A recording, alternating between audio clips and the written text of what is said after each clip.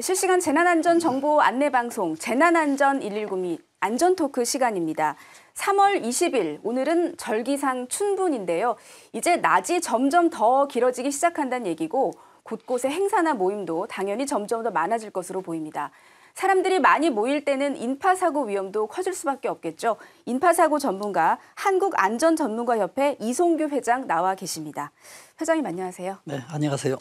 네, 먼저 이 질문을 좀 드리고 싶습니다. 오늘 밤에 서울에서 이 메이저리그 개막전이 열리죠. LA 다저스와 샌디에고 파드리스의 경기, 특히 오타니 선수와 김하성 선수 때문에 관심이 정말 집중이 되고 있는데 팬들이 고척 경기장에 많이 모일 것 같아요. 좀 걱정되는 부분도 있어서요. 어떻게 보시는지요? 그렇습니다. 우리는 지금 얼마 전에 지금 정확히 하면 한 1년 반 정도 지났거든요. 그때 이태원 압사 사고가 있었지 않습니까? 네. 그래서 굉장히 큰 어떤 참사가 일었었는데 그 이후로 우리 대한민국의 이제 안전에 대한 인파 사고에 대한 안전 제도는 향상됐다고 보거든요. 네. 그래서 이번에도 이런 것을 예방하기 위해서 서울시나 소방청, 경찰청이 촘촘한 안전 관리를 하고 있습니다. 게다가 또 참가하는 사람들이 안전의식도 경험을 했기 때문에 굉장히 높아졌어요. 네. 그러나 이제 한 가지 우리가 간과해서는 안 되는 것이 평상시 때는 사고가 나지 않거든요. 안전관리도 촘촘히 하고 있기 때문에. 그러나 사람들이 많이 모이는 곳에서는 그렇죠. 우리가 생각하지 않는 일들, 비상시 상황에 대비해야 되거든요. 특히 사람들이 많이 모이는 이런 경기장 같은 경우는 열광적인 분위기잖아요. 그래서 팬들끼리 싸움이 일어날 수도 있고요. 때로는 돌발 행동이 벌어질 가능성이 꽤 높은 곳이죠. 그렇죠. 예. 그런 것들을 대비하는 게 지금 이 순간에 가장 중요한 절차고 관리자는 물론이고 거기에 참석하는 사람은 또 이걸 꼭 간과하지 말도록 준비를 해야 될 것 같습니다. 네, 고척돔의 경기장의 상황도 좀 궁금한데요. 이게 네. 지하 2층, 지상 4층, 그리고 16,000석 정도 된다고 하더라고요. 네. 그만큼 규모가 크다는 얘기고 이 오가는 상황에서도 안전사고가 벌어질 수 있을 것 같아요. 특히 네. 이제 사람들이 몰릴 경우에 보행로가 워낙 좁고 해서 사고 위험이 클 것 같은데 네. 어떨까요?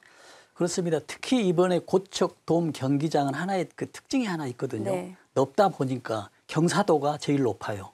지금 경사도가 일반 경사도는 30도 이내거든요. 지금 고척돔의 경사도는 4층으로 돼 있어서 35도입니다. 그래서 굉장히 높은데 우리가 35도라고 보면은 지금 잘 감이 안 오시잖아요. 그만큼 가파르다는 얘기인가요? 그렇죠. 네. 우리가 그 지하 전철에 보면은 에스컬레이터 있죠. 예. 이게 30도입니다. 그보다 더 5도가 높기 때문에 어떤 그 사람들이 움직일 때 비상시에는 아주 위험한 상황이 되거든요.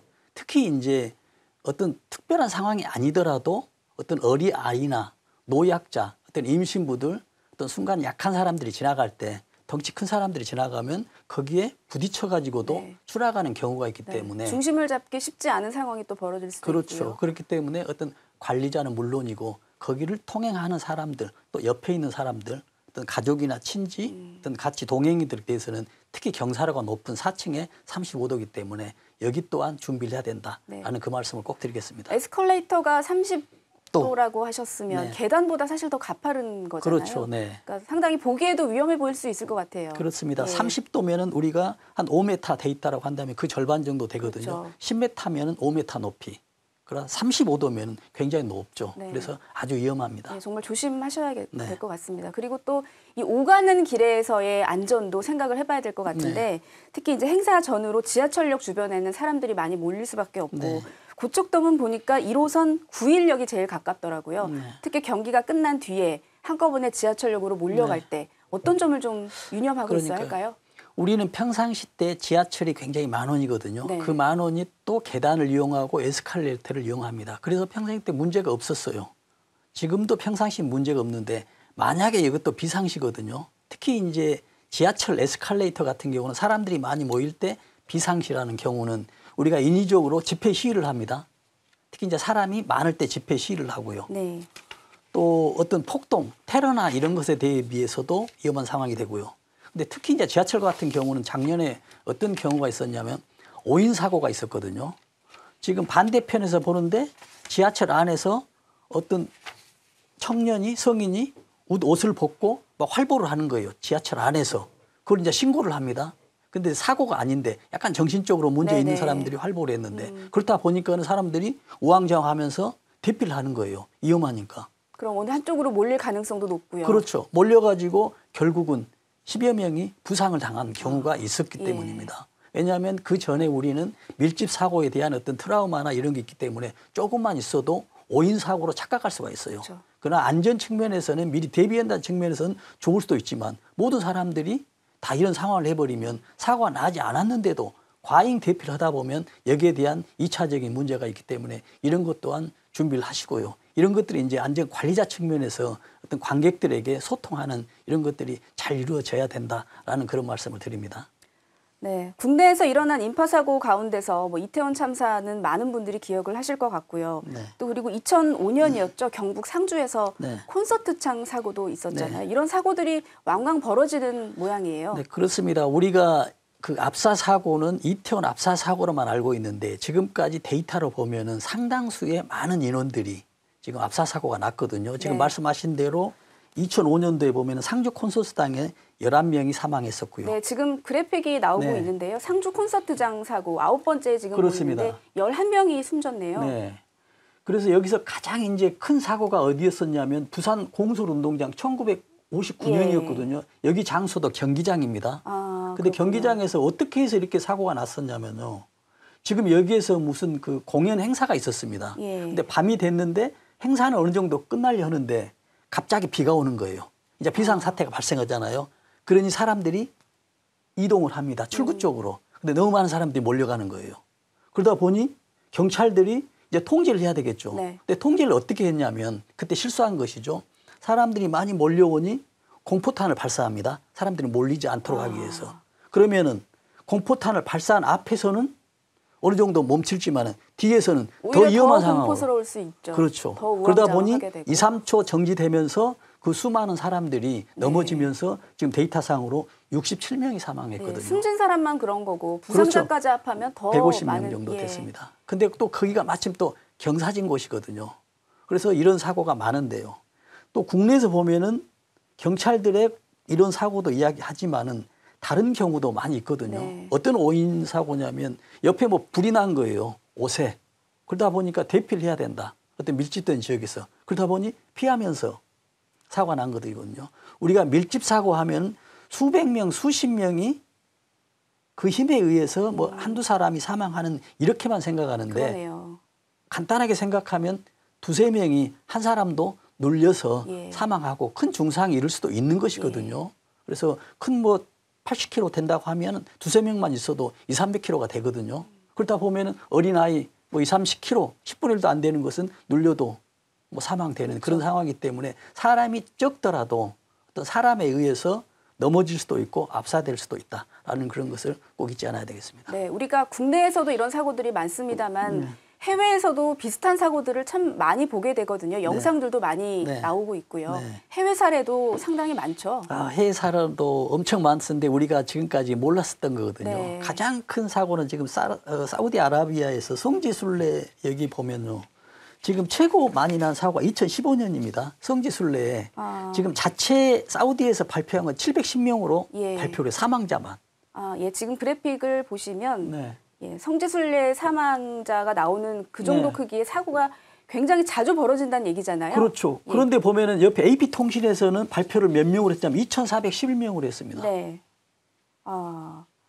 저거 차이가 꽤 큰 거네요. 차이가 지금 3배 이상이 나거든요. 그만큼 지금 통계가 정확하지 않을 뿐더러 사망자가 많다는 이유는 저만큼 몇천 명이 사망했기 때문에 정확한 통계가 잡히지 않았다라는 이제 그런 상황이 되는데 1990년도에 보면은 1,426명, 1,000명대 이상의 사망자가 나오고 있습니다. 그러나 우리는 이런 사실들을 잘 모르고 이렇게 간과하고 그런 상황이 됩니다. 역시 사망자만 나온 통계이기 때문에 그렇습니다. 부상자까지 합하면 피해는 더 클 수밖에 없겠어요.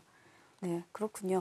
이 봄이 되고 오늘 춘분이라는 말씀을 앞서 전해드렸는데 이렇게 낮이 더 길어지고 날씨도 좀 더 훈훈해지고 하면 사람들이 야외 활동도 더 많이 하고 그렇다 보면 많이 몰릴 수밖에 없잖아요. 그만큼 안전사고 위험도 더 클 것 같은데 어떤 점들을 좀 예방하고 있어야 할까요? 그렇습니다. 우리가 이제 예방이 굉장히 중요한데요. 우리는 지금까지 이제 안전 예방이라고 하면은 어떤 식으로 했었냐면 획일적인 안전 관리를 했거든요. 예방을. 지금 어떤 얘기냐면 예를 들어서 이태원에 어떤 행사가 있다 하면은 경찰들이 100명이 투입한다면 면접당 경찰들이 뭐 어디 한 명, 면적당 한 명 골고루 이렇게 분포가 네. 됐거든요. 이런 획일적인 안정 방법이 아니고 이제는 어떤 상황에 따라서 상황에 맞는 맞춤형 안전관리가 필요하거든요. 무슨 내용이 무슨 내용이냐면 예를 들어 이런 경우가 있습니다. 이태원 같은 경우에 지금 행사가 피크 행사가 있잖아요. 그러면 9시다라고 한다면 8시나 7시 정도에는 이태원 역에 사람이 네. 제일 많이 모입니다. 네. 미리 경찰들이 여기에 미리 와 있어야 됩니다. 네, 맞습니다. 예. 그러면 여기서 행사가 또 9시가 되잖아요. 되면 행사장에 가죠.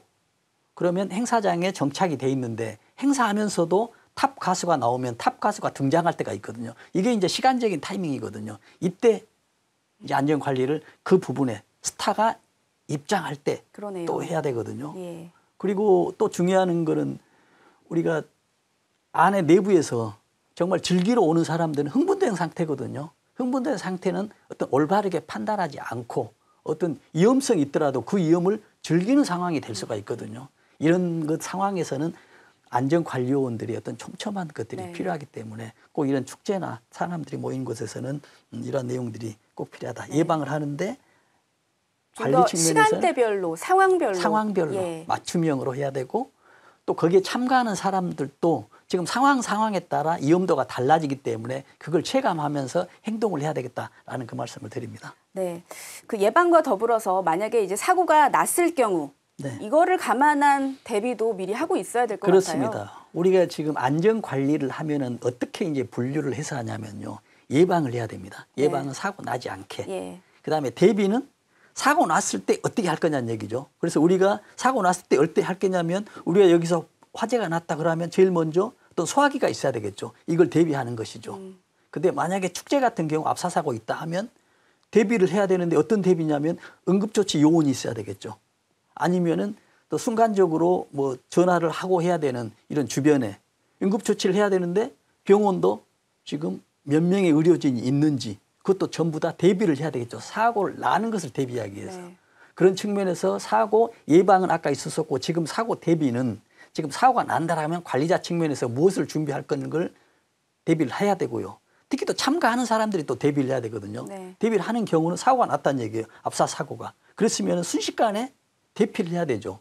이러려고 하면은 그걸 대비해서 여성 같은 경우는 힐이 높은 신을 신는 것도 안 되겠죠. 예. 그래서 간편 복장이나 단화나 운동화를 신는 것도 예. 어떤 사고에 대해서 대비하는 그런 일환이 될 것이기 때문에 지금 안전관리자 측면이나 어떤 그게 참석하는 사람은 대비가 꼭 필요하다. 적정에 맞는 이런 네, 것들이 좀 맞습니다. 필요합니다. 막상 사고에 닥치면 이게 당황하기 때문에 그 사고의 여파가 더 커지는 부분이 굉장히 큰 문제가 될 것 같아요. 그렇습니다. 그러다 보면 압사 사고로 이어질 수도 있는 거고요. 사고를 봤다, 사고에 직면했다. 꼭 기억하고 즉각적으로 대응해야 할 점들을 그렇죠. 좀 짚어주시죠. 이제 여기서는 사고가 딱 났습니다. 네. 났을 때 굉장히 중요하거든요. 관리자 측면하고 이제 거기에 있는 사람 측이 중요하죠. 관리자 측면에서는 우리가 지금 사고가 났을 때 이태원 압사나 지금 지하 침수 사고 났을 때 어디에서 가장 지금 이슈가 되고 문제가 됐었냐면 이 대응 단계였습니다. 왜냐하면 지금 이 사고가 났는데 경찰청장 어디에서 무엇을 했냐는 얘기죠. 전화를 언제 받았느냐, 언제 했느냐 가지고 논란이 되고 있잖아요. 이런 것들 시스템화되고 있지 않기 때문에 이런 문제가 되거든요. 그래서 이거 상황이 되면 제일 먼저 응급조치를 해야 되겠죠. 응급조치. 그다음에 어떤 보고 체계가 있어야 되지 않겠습니까? 그다음에는 이 응급 환자들에 대해서 병원에 대해서 발로 움직일 수 있는 이런 전부 시스템이 돼 있어야 되겠고요. 그래서 대응에 대한 필요하고 거기에 있는 이제 환자들, 거기에 참석한 사람들이 이제 어떻게 대응할 거냐가 네. 중요하잖아요. 그래서 압사 사고를 하면은 이제 지인들 뭐 확인하고요. 또 나는 괜찮은데 옆에 사람이 문제가 돼 있다. 그러면 심폐소생술을 좀 해줘야 되고요. 그래서 이런 것들이 이제 대응별로 어떤 상황별로 이런 것들이 꼭 필요합니다. 그래서 네. 관리자 측면하고 여기 측면하고. 그래서 만약에 압사가 됐다라고 하면은 제가 몸을 피해야 되잖아요. 그러면 가장 중요한 게 우리가 심장이니까요. 심장을 움켜쥐고 뭐 숙이면서 한다든지 옆으로 한다든지 이런 것들이 필요하거든요. 네. 우리가 일상적으로 보면은 심폐소생술 하잖아요. 정상적인 상태에서 일반적인 생활에서 심장이 멎었을 때 심폐소생들은 회생률이 높은데 만약에 압력에 의해서 심장이 이제 쭈그러드는 것이거든요. 이건 심폐소생술을 하더라도 회생률이 굉장히 낮습니다. 그렇기 때문에 어떤 심장이나 이런 것들은 어떤 상황에 보호할 수 있는 네. 이런 자세들이 좀 필요하다는 것을 꼭 말씀드립니다. 개인별로 알고 있어야 되는 그런 구급 상황에서의 대처 요령도 굉장히 중요할 것 같고요. 네, 굉장히 중요하겠습니다. 그 이태원 참사를 계기로 이 정부나 이런 쪽에서 지켜줘야 할 매뉴얼들은 상당수 정비가 돼 가고 있는 상황입니다. 네. 특히 오는 7월부터죠. 네. 다중운집 민파 사고가 재난안전법상 재난으로 분류가 되고 여러 가지 정비들이 이루어지고 있는데 네. 어떻게 평가를 하고 계시나요? 그렇습니다. 지금 사고 난 지 지금 1년 반 만에 뭐 약간 1년 네. 정도 됐죠. 그래서 이제 됐는데 그래도 이제 다행입니다. 이제 재난이 압사의 어떤 그 압사가 재난에 포함됐는데 어떤 지금 내용이냐면 지금 재난이라는 것은 재난안전법에 그렇게 돼 있거든요. 사회재난하고 자연재난하고 분류되어 있습니다. 자연재난은 홍수가 났거나 지진이 났거나 이럴 때 자연재난이라 하고 사회재난은 무슨 화재가 났거나 뭐 붕괴가 됐거나 이런 걸 사회재난이라 하거든요. 그러면 사회재난이나 어떤 자연재난이나 재난이 발생하면 정부에서 재난 선포를 합니다. 근데 지금 이태원에 압사 사고가 났잖아요. 근데 재난 선포를 하려고 했니? 압사란 용어가 없는 거예요. 이 재난안전법에. 네. 그래서 이제 뭐 잠시 하루 정도 선포가 좀 늦었어요. 제 개인적인 입장에서는. 예. 왜 보니 없는 거예요. 그래서 이제 유권 해석을 합니다. 사회재난이라는 뭐 화재, 뭐 붕괴, 기타 등등의 등이 들어있었거든요.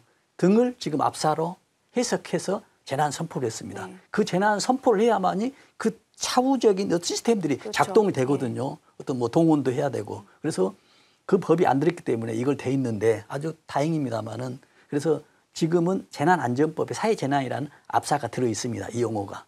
그런데 더 이제 우리가 아쉬운 거는 더 추가로 해야 될 것은 앞으로 이런 압사뿐만이 아니라 새로운 재난들이 발생할 수가 있거든요. 그래서 이제 우리가 보통 신종 재난이라고 하는데 저는 가장 이제 중요한 게 디지털 재난입니다. 네. 우리가 휴대폰이 어느 순간 예. 안 됐다. 아니면 포털 사이트가 멈춰버렸다. 라고 한다면 어떻게 돼 있습니까? 그렇죠.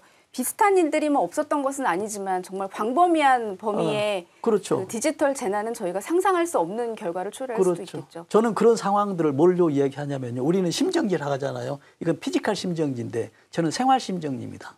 국가 심정지, 네. 서울 심정지가 될 수 있어요. 사람은 살아있지만 우리 생활로는 모든 게 마비돼 버렸습니다. 여기에 대한 재난도 포함시켜서 세부적인 어떤 그 절차들을 마련하는 것이 이 법에 포함되어야 된다라는 그런 것을 꼭 부탁드리고 싶습니다. 예. 두 번 다시 없어야 할 재난들 얘기를 하고 있는데요. 마지막으로 이제 인파가 몰리는 계절이 되어서 점점 더 사람들이 몰릴 테고 당부 말씀 좀 부탁드릴게요. 그렇습니다. 저는 이제 인파 사고나 뭐 여러 사고, 큰 대형 사고를 보면은 여러 가지 원인을 우리가 방송에서 여러 가지 얘기를 하지 않습니까? 네. 가장 첫 번째 이야기하는 게 안전 불감증이라고 얘기를 하거든요. 근데 저는 안전 불감증보다도 더 중요한 요인을 안전 무지라고 생각하거든요. 네. 잘 모르기 때문에 안 됩니다. 거기에 있는 사람도 마찬가지지만 관리하는 사람도 마찬가지거든요. 이번에 압사 사고나 지하 침수도 마찬가지예요. 전화를 수십 번 받았는데도 대응이 늦어요. 늦다는 얘기는 압사, 사람이 죽을 걸 몰랐다는 얘기입니다. 근데 그 당시에 만약에 불이 났다라고 전화를 받았다라면 얼마나 빨리 대응을 했겠냐는 얘기입니다. 훨씬 더 신속한 그렇죠. 조치가 이루어졌겠죠. 그러면 이 과정을 저는 안전무지로 보거든요. 예. 그래서 안전무지를 탑할 경우에는 지금과 같은 어떤 재난방송, 예를 들어서 우리 국민들에게, 안전관리자에게 어떤 안전에 대한 어떤 뭐 무지, 이런 타파할 수 있는 이런 것들이 꼭 돼야 되고요. 예. 저는 이제 마지막으로 말씀드릴 거는 그러거든요. 지금 안전제도가 잘 돼야만이 안전할 수 있는 것이잖아요. 그러나 저는 이렇게 생각합니다. 아무리 좋은 안전제도라 할지라도 국민들이, 시민들이 함께하지 않으면 그 안전대책은 무용지물입니다. 그러나 만약에 안전대책이 아주 부실하다 하더라도 우리 국민들이 사용하는 국민들이, 활동하는 국민들이 안전하게 행동하면 사고가 나지 않거든요. 그러나 그렇죠. 우리 국민들만의 몫이 아니라 네. 안전제도는 안전제도대로 최상의 안전제도가 돼야 되고 더불어 우리 국민들의 안전의식, 안전무지 타파, 안전불감증도 없어야 된 가정하에 네. 그렇다라고 하면 우리 대한민국이 진정한 안전한 대한민국이 될 것으로 믿습니다. 네, 안전 불감증만 타파해야 할 게 아니라 안전 무지도 무지. 타파해야 한다. 네. 좋은 말씀 잘 들었습니다. 오늘은 여기까지 듣도록 하겠습니다. 지금까지 이송규 한국안전전문가연합회 회장이었습니다. 말씀 감사합니다.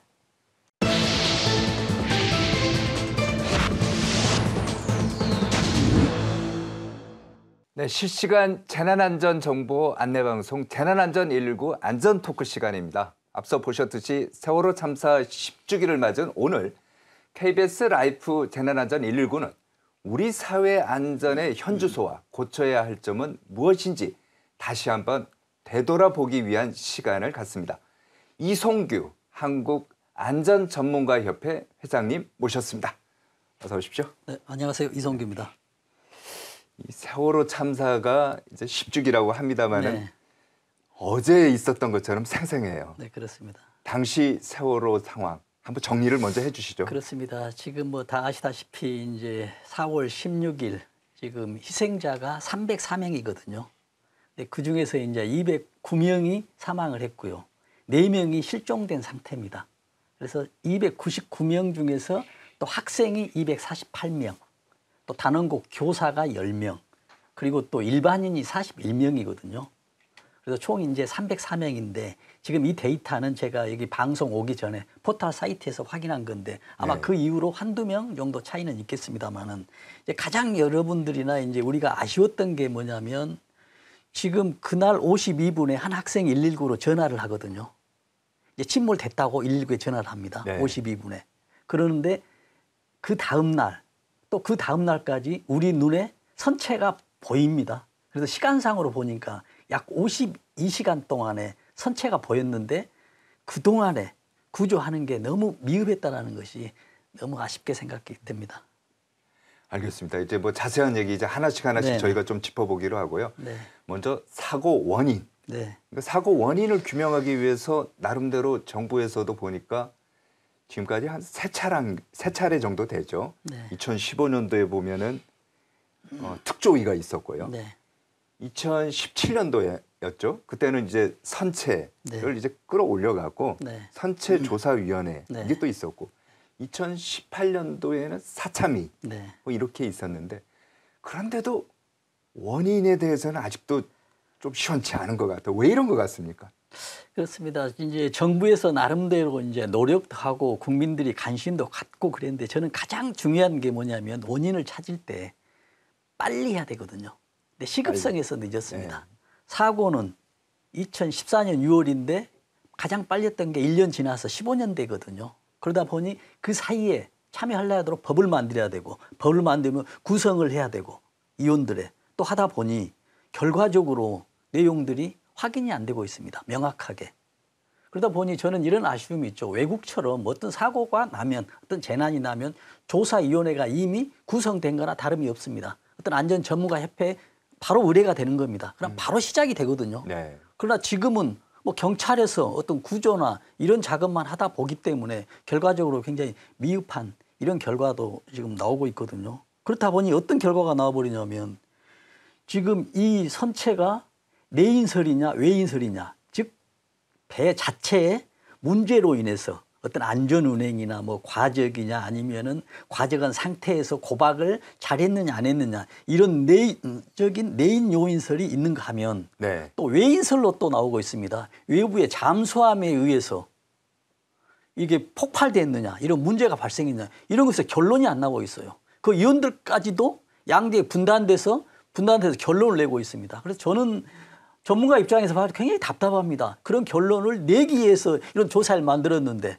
결과적으로 보면은 외부 잠수함이나 외부에 의해서 사고가 나지 않는 게 배제할 수 없다라는 그게 결론이에요. 다시 원인이 돼버린 것이거든요. 그래서 이런 걸 볼 때 굉장히 뭐 답답하고 자, 그렇습니다. 그렇다면은 조사위원회를 어떤 식으로 구성하는 것이 바람직하다고 보십니까? 그러니까요. 지금 조사위원회 구성할 때도 지금 말씀하신 대로 이게 굉장히 문제가 있거든요. 왜냐하면 각계각층의 사람들이 다 모입니다. 물론 이제 변호사도 모이고 일반 국민도 모이고 뭐 다 모이겠죠. 그러나 그런 측면에서 봤을 때는 각계각층의 사람이 모인다라는 어떤 의견이 종합된다라는 어떤 장점이 있는 반면에 저는 굉장히 단점이 많다고 봅니다. 왜냐하면 전문적인 지식이 없어요. 그러다 보니 아주 또 우리가 예상치 못한 얘기들을 하거든요. 무슨 외부에 의해서, 무슨 하늘에 의해서, 뭐 지진에 의해서 뭐 이런 게 있다 보니까 어떤 논리를 펴다 보면은 전문가들의 어떤 결론이 인원이 작다 보니까는 결론을 내지 못하는 이런 결론이 있기 때문에 지금 아까 말씀드렸다시피 어떤 사고가 나기 전에 어떤 재난이다 그러면은 어떤 선박안전협회가 있을 거거든요. 네. 그럼 구성해서 바로 즉시 한다면은 결론이 명확하게 더 빨리 나지 않을까? 전문가 집단으로 구성을 해야 된다 이런 그렇죠. 말씀이시네요. 전문가 집단의 구성이 많아야 되죠. 그리고 법률적인 전문가가 필요하면 그 전문가 집단에서 어떤 변호사나 누구나 또 의뢰를 해서 종합적인 결론을 내야 된다는 얘기인데 지금은 초반부터 모든 사람이 종합적으로 모이다 보니까 외적으로는 굉장히 풍부하지만 결실은 굉장히 어렵게 나온다라는 그런 말씀을 드립니다. 자, 정확한 원인을 이 자리에서 우리가 이제 밝혀내기는 쉽지는 않습니다만은 하지만 상식적으로 봤을 때 사고의 원인이라는 것이 몇 가지 있지 않습니까? 그렇습니다. 예를 들면은 배가 너무 낡았다든지 그렇습니다. 또 짐을 너무 많이 실었다든지 그렇습니다. 그다음 평형수를 왜 뺐냐? 네, 이런 것이 이제 문제 아니겠습니까? 그렇습니다. 그럼 회장님 보시기에 네. 여러 가지 원인 중에서 가장 큰 문제는 뭐로 보십니까? 저는 이제 그 어떤 말씀하신 대로 이제 과적이 됐고 여러 가지 이유가 있지 않습니까? 배도 이게 지금 수선을 했거든요. 지금 이 배가 일본에서 수입을 해서 중고로 수입을 했습니다. 그래서 지금 이걸 증대축을 했어요. 800명 정도 되는데 900명 정도로 탑승 인원이 되도록 하다 보니 무게가 많아지거든요. 중량이 많아집니다. 또 크게 하다 보니 뭐가 문제냐면 그 배 무게중심이 높아지거든요. 지금 무게중심이 높다는 얘기는 우리가 이렇게 얘기를 해볼 수가 있거든요. 승용차와 버스가 달리는데 동일 조건에서 달렸을 때 전복 확률이 버스가 훨씬 높습니다. 높으니까요. 무게중심이 높으니까. 네. 이것도 마찬가지입니다. 증개축을 하다 보니 무게중심이 높아져 버리는 거예요. 평행수도 다 빼버린 거예요. 그러다 보니 더 높아지거든요. 평수 자체가 이 무게중심을 밑으로 하려다 보니까 하는데 평수 자체를 뺐다는 얘기는 또 사람을 많이 태우거나 하중을 높이기 위해서 이런 여러 가지 문제가 있기 때문에 사고가 발생했다는 저는 기술적인 측면에서 접근을 하고 있습니다. 또 항해 운전하는데도 문제가 있고요. 근데 저는 이제 질문하신 대로 지금 가장 큰 문제는 저는 뭘로 보고 있냐면요. 사고는 날 수도 있다고 봅니다. 사고 안 난 곳이 없거든요. 어느 나라나 사고가 나거든요. 그러면 가장 중요한 건 사고가 난 다음에 이 순간부터 이제 골든타임 시작하거든요. 이게 이제 우리가 전문의 그 용어로는 대응 단계라 하거든요. 사고가 딱 났을 때는 거거든요. 이 대응 단계 어떤 식으로 하고 있느냐가 가장 중요한데 이 대응 단계가 거의 무방비 상태나 다름없었습니다. 우리 눈에 보인 52시간 동안의 배가 눈에 보일 수 있는데도 뭘 했냐는 얘기죠. 304명이 그 사이에 지금 사망한 거 아니겠습니까? 그래서 대응 단계가 가장 낮았다. 물론 예방도 중요하지만 대응 단계를 촘촘하게 더 세밀하게 해야 된다라는 그런 결론을 좀 내릴 수가 있겠습니다. 그러면 연관해서요. 네네. 지금 방금 말씀하셨습니다만 50시간 동안 구조가 제대로 이루어지지 않았다고 그렇습니다. 보는데 네. 왜 안 이루어졌다고 보십니까? 그렇습니다. 이게 이제 뭐냐면 우리가 얘기할 때 그 안전의 대응 능력이 낮습니다. 우리는 지금까지 한 번도 경험해보지 못한 이런 참사거든요. 그러다 보니 이걸 해결할 수 있는 방법을 알지 못했던 거예요. 그러다 보니 우왕좌왕합니다. 그래서 여기 대응 단계가 어떻게 되니 위에서 이제 보고 체계를 해야 되니까는 전화가 긴급해서 그때 여러 부처에서 전화가 왔습니까? 장관도 오고 대통령실에서도 오고 무슨 담당 청에서도 오고 여기에 대응하는데 시간이 많이 소요되는 것처럼 또 보도도 나오고 있어요. 네. 실제 지금 이 배가 침몰해서 1초 1분이 아까운데 이런 시간들이 낭비되고 있다는 얘기예요. 이 얘기는 뭐냐면 다시 재차 말씀드리지만 어떤 대응 단계의 어떤 시스템이 미비다라고 이렇게 결론을 내렸습니다. 그 미비됐던 뭐냐면 우리의 대응 실력이 부족했다. 대응에 문제가 있다. 네. 자, 그러면 당시 이제 뼈아픈 대목 중에 하나가 전원 구조. 네. 그러니까 선내의 안내 방송에서 전원 구조가 아니죠. 이동하지 말고 대기해라. 네. 이런 안내 방송 있지 않았습니까? 네네. 결국 이 말을 믿었던 사람들은 희생이 되었고요.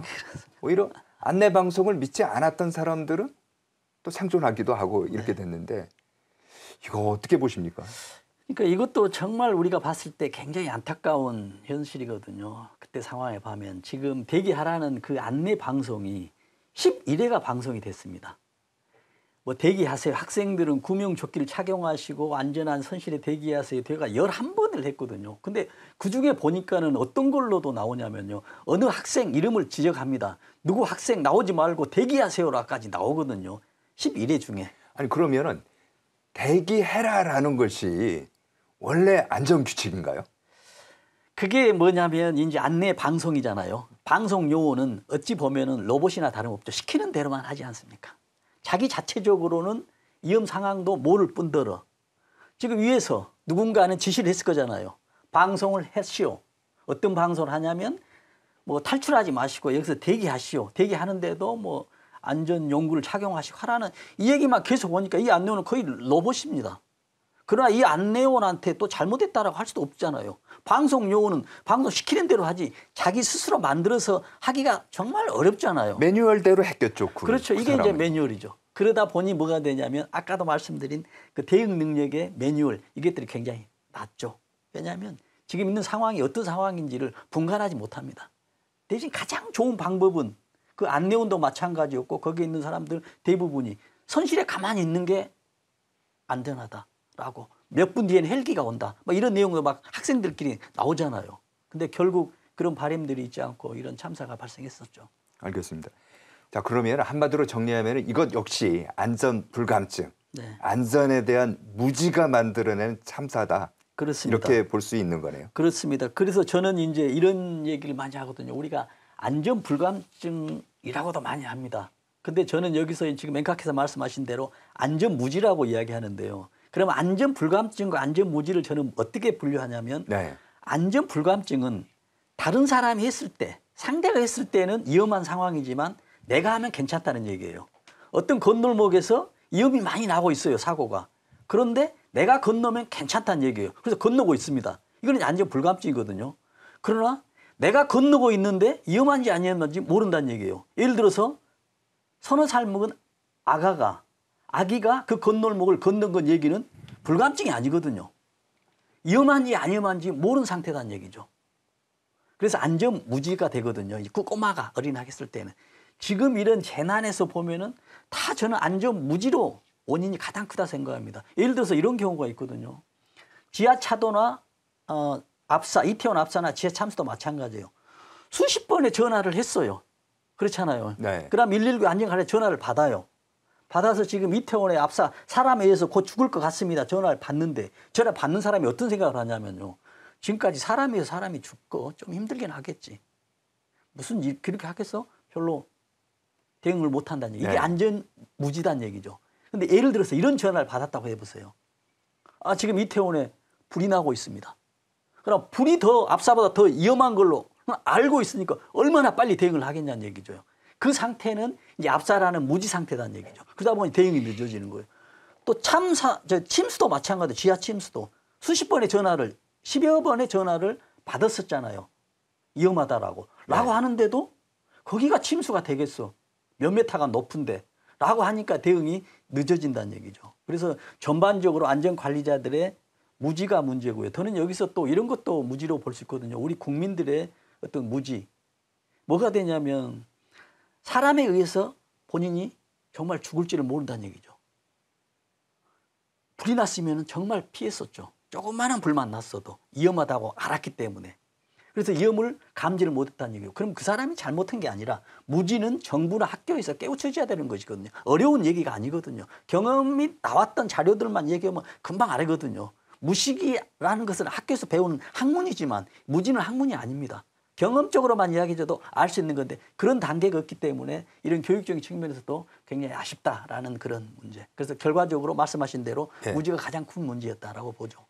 그런데요. 대형 재난을 예방하기 위해서 또는 대비하기 위해서 정부나 나라에서도 법이 있지 않습니까? 그렇습니다. 네, 지금 말씀하신 대로 지금 재난을 관리하기 위해서는 지금 재난관리 시스템이라는 게 명확하게 법에 명시가 되어 있습니다. 지금 어떻게 되어 있냐면 재난을 예방을 하고 재난을 대비를 하고 대응을 하고 복구 4단계가 작동하도록 되어 있거든요. 그렇죠. 그러면 예방은 우리가 알잖아요. 예방하는 거고. 이제 복구도 알잖아요. 사고 난 걸 복구하고. 대비하고 이제 대응이 있는데 대비와 대응이 굉장히 명확하게 되지 않고 있어요. 지금까지. 왜냐하면 대비는 사고 날 걸 대비해서 무슨 119를 준비를 하고 여기서 불이 난 걸 대비해서 소화기를 준비하는 게 대비지 않습니까? 대응은 여기서 불이 났다라고 하면 어디로 피할 것인지를 알려줘야 되고 어디에 신고를 하고 어디 병원으로 간 이런 것이 돼 있어야 되는데 되지 않고 있어요. 그러다 보니는 어떤 문제가 돼 있냐면 예를 들어서 지금 이태원 압사 사고도 사고가 제일 먼저 나왔는데 어떤 상황이 되냐면 시장이 몇 시에 전화를 받았느냐. 네. 참사를 지하 침수가 있었는데 청장이 몇 시에 전화를 받았느냐, 충북도의사가 몇 시에 받았느냐. 이런 것에 논란이 되고 있는 거예요. 왜냐하면 사고가 딱 났을 때 시스템이 미약했기 때문에 이런 것들이 잘 안 되고 있다는 얘기죠.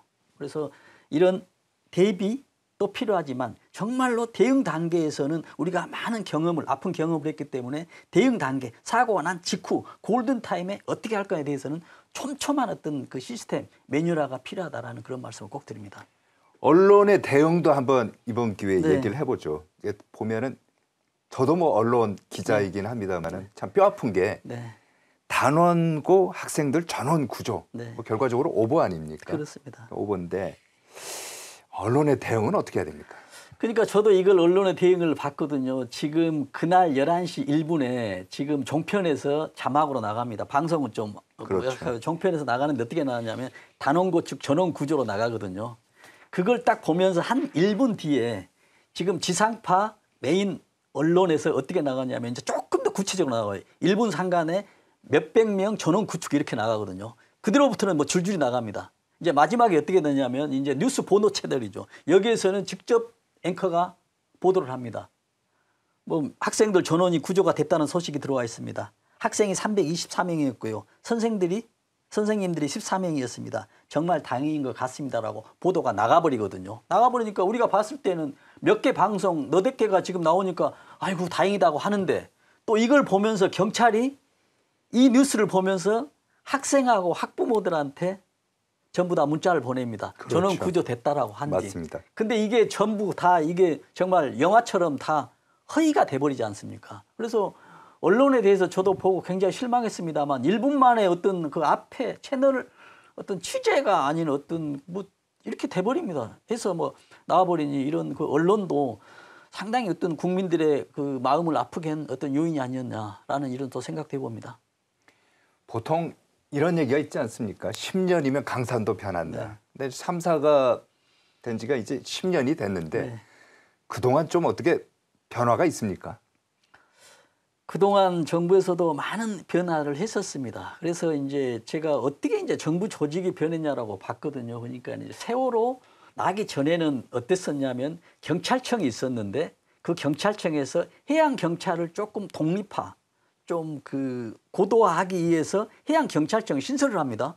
그래가지고 사고가 딱 났어요, 세월호가. 그러니까는 지금 이거 끝나고 나서 그 정부에서는 어떻게 하냐면 해양 경찰청은 다시 경찰청으로 통폐합을 합니다. 그 다음에 안전처를 설립을 해요. 네. 그래서 안전을 하겠다라고. 그래서 이제 하다가 또 정부가 바뀌거든요. 그러다 보니 안전처를 또 없애버립니다. 그리고 또 다시 없어졌던 해양경찰청을 다시 또 신설을 해요. 그리고 이제 안전에 대해서, 종합적인 안전에 대해서는 어디다 갖다 붙여놓냐면 그 조직의 기능을 행정안전부라는 곳에 네. 조직을 합니다. 근데 행정안전부가 원래는 행정자치구였거든요. 행정만 하는 곳입니다. 근데 거기 안전을 넣어놓으니 사고가 나니까 이번에도 이태원에서도 마찬가지입니다. 행정안전부 장관이 행정에 대해서는 상당히 어느 정도 달인일 정도로 장관 자격이 있다고 보는데 안전에 대해서는 솔직히 어떻게 대응할지를 모르는 그런 상황들이 돼버렸지 않습니까? 이게 뭐냐면 행정안전부라는 이런 것 때문에 그거거든요. 그러나 그 밑에 차관이 있습니다. 안전을 담당하는. 그러나 차관이 나설 또 상황이 안 되잖아요. 장관이 나와야 되는데 장관이 나오다 보니 대응이나 이런 것에 대해서 굉장히 좀 그 대응이 미숙하니까 국민들이 실망도 많이 하고 그랬지 않습니까? 또 이런 또 상황이 되거든요. 그러다 보니 지금 정부에서 하는 이런 조직들을 한 10여 년 이렇게 보면요. 조직이 빙빙 돌고 있습니다. 다시 또 원위치 되고 예. 또 정부 바뀌면 또 없애고 또 없애고 또 없애고. 그렇다면은 정부 조직이 어떤 식으로 갔으면 좀 좋을 것 같습니까? 그래서 이제 저는 그런 하여튼 뭐 저는 정말 좋은 질문입니다. 좀 정부에다도 좀 건의도 하고 싶어요. 왜냐하면 지금 행정안전부 있잖아요. 행정안전은 안전을 좀 뚝 떼어놔야 됩니다. 떼어놓고 안전처를 만들든 안전청을 만들든 안전부를 만들든 해서 우리가 지금 재난이 계속 발생하고 있지 않습니까? 그래서 안전에 대해서 부를 만들어 놓고 거기에서 안전에 대한 역량을 키우면 되지 않습니까? 근데 지금 행정안전부에 있어서 굉장히 아쉽다라는 것을 말씀드리고 또 하나 지금 하면은 지금 대통령실에 안전에 대한 수석 비서관이 없어요. 그러면 안전비서관이냐 없어요. 아마 안전행정관은 있겠죠. 그러나 최소한 정도 저는 안전비서관 정도, 안전수석비서관 정도 있어야만이 안전정책이나 이런 것들이 어떤 컨트롤 타워가 돼서 신속하게 촘촘하게 되지 않을까라는, 그래서 정부에서 한 두 가지 정도 어떤 행정안전부를 안전으로 좀 분리하자. 또 하나는 대통령실의 안전에 대한 어떤 비서관이나 수석비서관 정도로는 하나 만들면 더 안전에 보장되지 않겠냐라는 그런 꼭 제안을 하고 싶습니다. 이게 보면은 뭐 세월호 참사만이 아니고 2022년에 이태원 참사, 네. 뭐 회장님도 계속 말씀을 하셨습니다만은, 그리고 2023년, 그러니까 지난해죠. 네. 충북 오송의 지하차도 침수 사고가 또 나지 않았습니까? 네. 근데 공통점이 뭐냐면은 골든 타임을 놓쳤다. 그렇죠. 어떻게 해야 됩니까? 그러니까 지금 굉장히 중요한 지금 내용을 말씀하셨거든요. 지금 사고가 딱 나면 지금 골든타임이거든요. 이게 안 되니 이게 이제 뭐가 되냐면 안전의 능력이고 대응인데, 우리가 선진 어떤 시스템들이 뭐 디지털 시스템, 재난정보 시스템을 다 만들었어요. 그러나 그 전에는 재난정보 시스템이 없었거든요. 그래서 있어서 이제 잘 만들었는데 그럼에도 사고가 나거든요. 그래서 가장 이제 중요한 건 저는 그러거든요. 재난안보 시스템이든 재난정보 시스템이든 시스템이 있냐 없냐가 중요한 게 아니라 20년 전에 10년 전에는 있냐 없냐가 중요했어요. 그러나 지금은 그 시스템이 있냐 없냐가 중요한 게 아니라 그 시스템이 어떤 콘텐츠로 어떤 내용으로 돼 있느냐가 정말 중요하거든요. 네. 근데 지금 있는 거는 지금 내용 콘텐츠가 굉장히 품질이 낮다는 얘기죠. 그렇다 보니 이런 정보 시스템이 있는데도 불구하고 거기서 말씀하신 대로 작년에도 큰 사고, 또 재작년에도 큰 사고들이 발생하고 있다라는 그런 말씀을 드립니다. 마지막 질문 네. 드리겠습니다. 저희가 뭐 말씀이야 뭐 2시간, 3시간 계속 듣고 싶지만 또 네. 한정된 시간이 있기 때문에요. 회장님이 이제 보실 때요. 네. 국가나 또 우리 국민, 사회가 이번 세월호 참사를 통해서 뭔가 교훈을 얻어서 네. 좀 더 발전해야 될 거 아닙니까? 그렇습니다. 안전한 사회가 되어야 될 거고. 그렇습니다.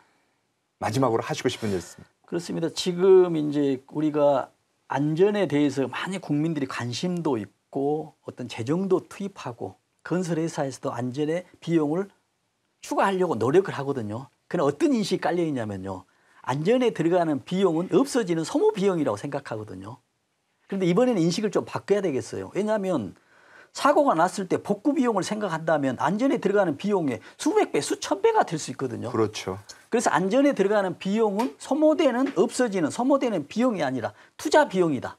투자할수록 이익이 된다라는 이런 좀 생각을 가지고 일반 기업체나 국민이나 정부도 이런 좀 그 생각의 인식의 전환이 꼭 필요하고요.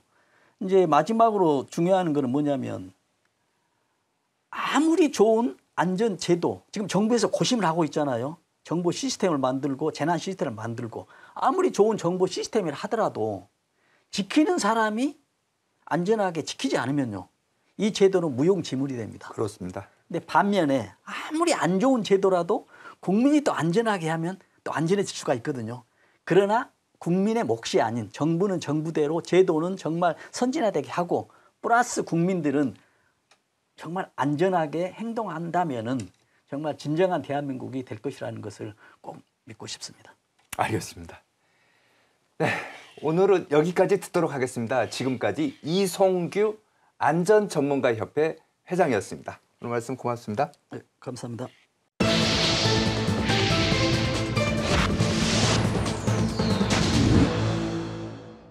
실시간 재난안전정보방송 재난안전 119 안전토크 시간입니다.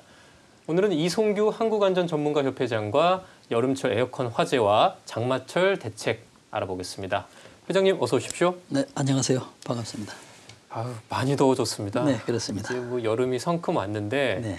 저도 어제 방에서 에어컨 틀었어요. 아, 그렇습니까? 근데 에어컨 화재가 네. 최근에 참 많아졌다고 들었습니다. 그렇습니다. 얼마나 많이 늘어났습니까? 에어컨 이제 사용량도 많아지겠죠. 날씨가 더우니까. 그래서 이제 통계를 보면 이건 소방청 통계거든요. 근데 이제 5년 동안 통계입니다.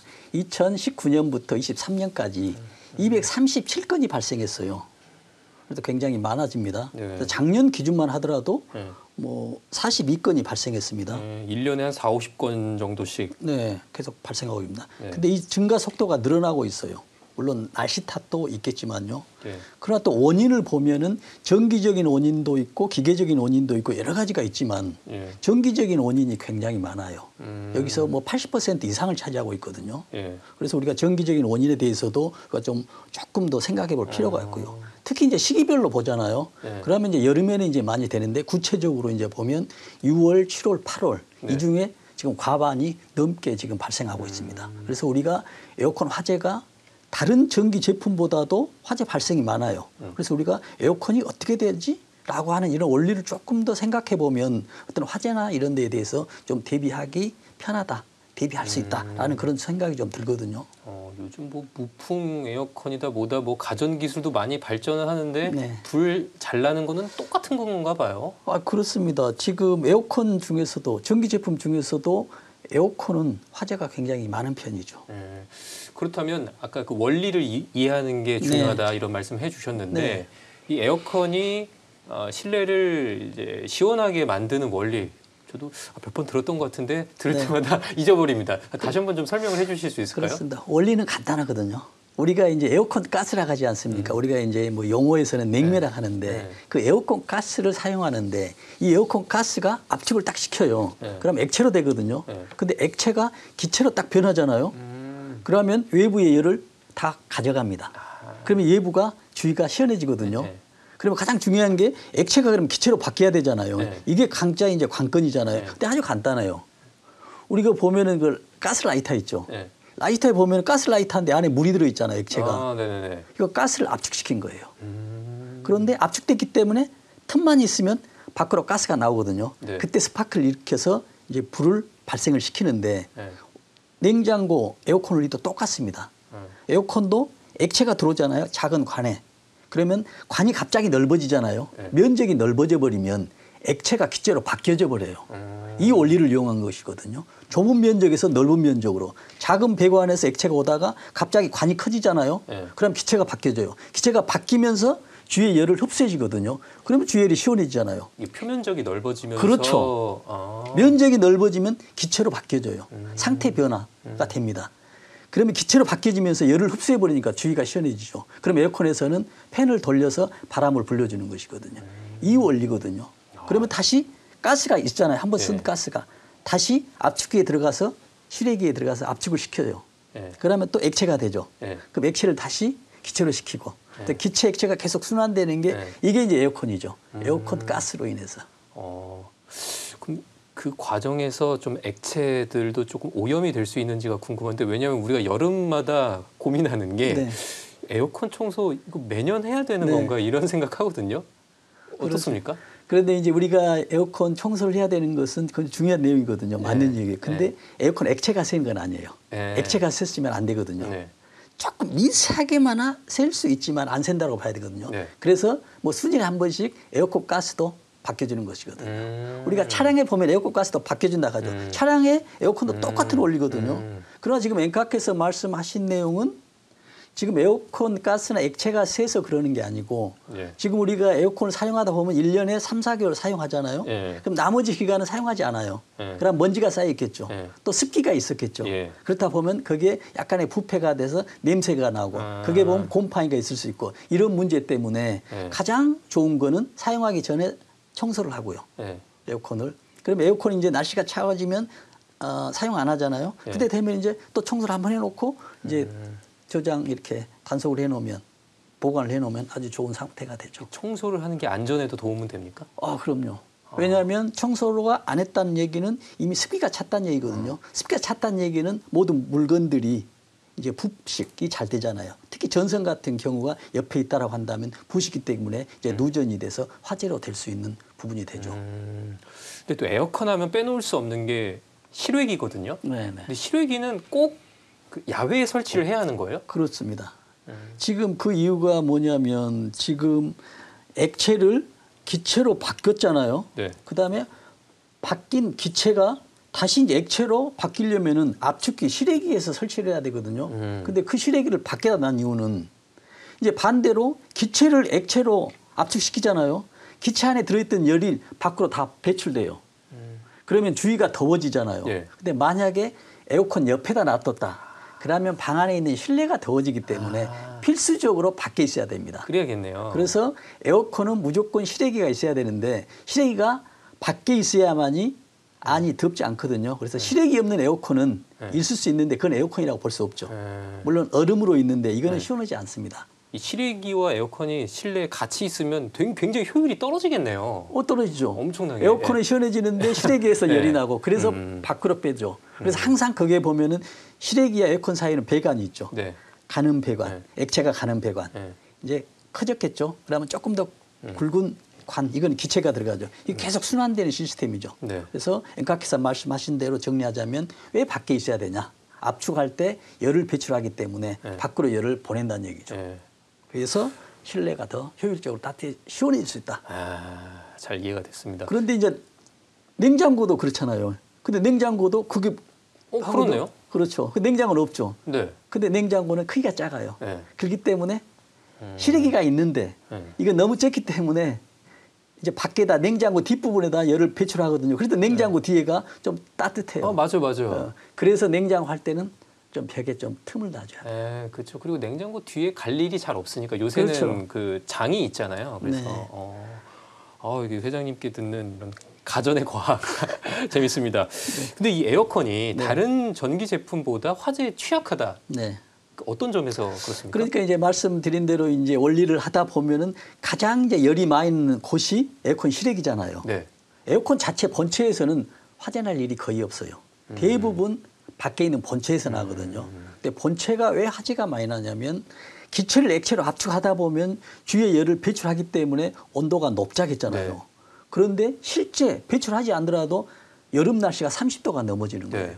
그렇다 보니까 어떻게 됩니까? 고온이 되잖아요. 네. 그래서 60, 70도가 되고 있어요. 그래서 주변의 고열로 인해서 화재 위험이 굉장히 높죠. 안 그래도 바깥이 더운데 네. 거기가 이제 전기적으로 계속 가열이 될 수밖에 없는 상황이니까. 그렇죠. 그러다 이제 고열이 된다 하면 그것뿐만이 아니고 열이 높아짐으로 인해서 이제 공기 중에 산소 화합이 빨라지거든요. 그럼 산화가 된다고 하거든요. 네. 산화가 된다는 얘기는 녹슨다는 얘기입니다. 녹슨다는 얘기는 이제 전선의 피복이 이제 벗겨지고 벗겨짐으로 인해서 2차적으로 누전 위험이 이제 높아지는 것이죠. 근데 요즘 보면 그 아파트 외벽에 혹은 뭐 이제 건물 외벽에 네. 실외기들이 타닥타닥 붙어 있는 그런 네. 모습도 볼 수 있어요. 이거 위험하진 않나요?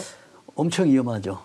왜냐하면 지금 외부에서 보면은 각 룸에 요즘은 거의 하나씩의 에어컨이 있다라고 보잖아요. 그런데 그렇죠. 그 에어컨이 하나가 있으면 무조건 필수적으로 실외기가 있어야 돼요. 그렇죠. 실외기 없는 에어컨이 없거든요. 네. 근데 그 실외기는 무조건 또 밖에다 설치를 해야 돼요. 그렇죠.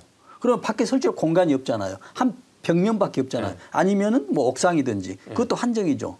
그러다 보니까는 가까이 붙일 수밖에 없거든요. 가까이 붙다가 보면 어떤 문제가 되냐면 하나가 60도가 되죠. 그 옆에가 60도니까 하필이면 이제 70도, 80도가 되거든요.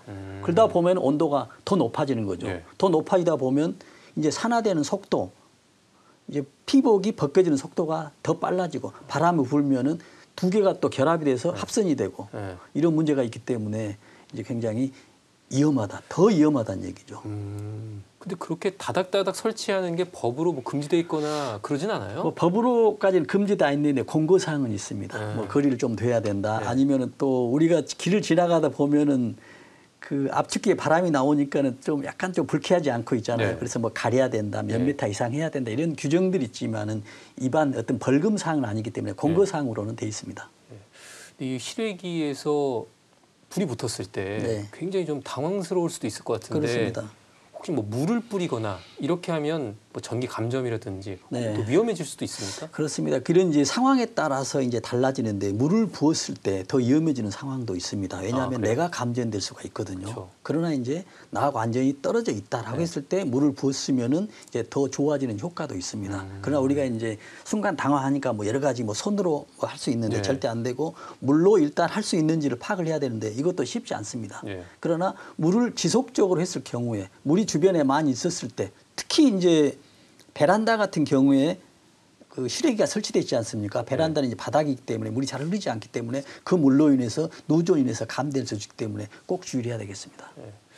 그리고 베란다나 이런 테라스 같은 데 설치된 실외기에 뭐 가까이 가보면 이제 손에 막 온기가 느껴지고 열기가 느껴지기도 하잖아요. 네. 통상 이 실외기 온도가 어느 정도 수준이죠? 그러니까 실외기 온도 자체만으로 인해 가지고 하피면 한 7, 80도까지 됩니다. 60도가 지금 넘어가는 이런 상황이거든요.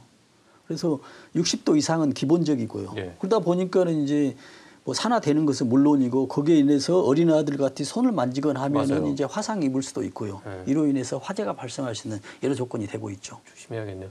근데 그 가끔 보면 이 실외기에 새들이 좀 둥지를 틀거나 그런 경우도 종종 보이거든요. 네네. 그러면 그런 것들 보면 우리 집 그 실외기에 그렇게 설치된 걸 보면은 뭐 가만히 둬야 합니까? 아니면 어디 구청 같은 데 신고해서 네. 뭐 어떻게 해야 합니까? 아주 정말 좋은 질문입니다. 이거는 구청에 신고를 해야 되거든요. 아, 왜냐하면 그래요? 새들이 이제 집만 지는 걸로 있으면은 끝나는 게 아니고 새들이 필요한 집을 짓기 위해서 전선이나 이런 거 있으면은 부리로 해가지고 자기 둥지를 만들잖아요. 예. 그럴 경우에 이제 화재나 날 위험이 있고요. 그렇겠네요. 또 이제 거기서 새들이 보면 배변 이런 게 하잖아요. 아. 이로 인해서 산화가 더 빨리 됩니다. 부패가 더 빨리 되고요. 그래서 더 화재 위험성이 높다고 보기 때문에 예. 일단 신고를 해서 어떤 그 지자체나 어떤 동사무소 예. 어떤 이런데 주민센터에서 어떤 지원을 받는 게 가장 어떤 좋은 방법이라고 생각합니다.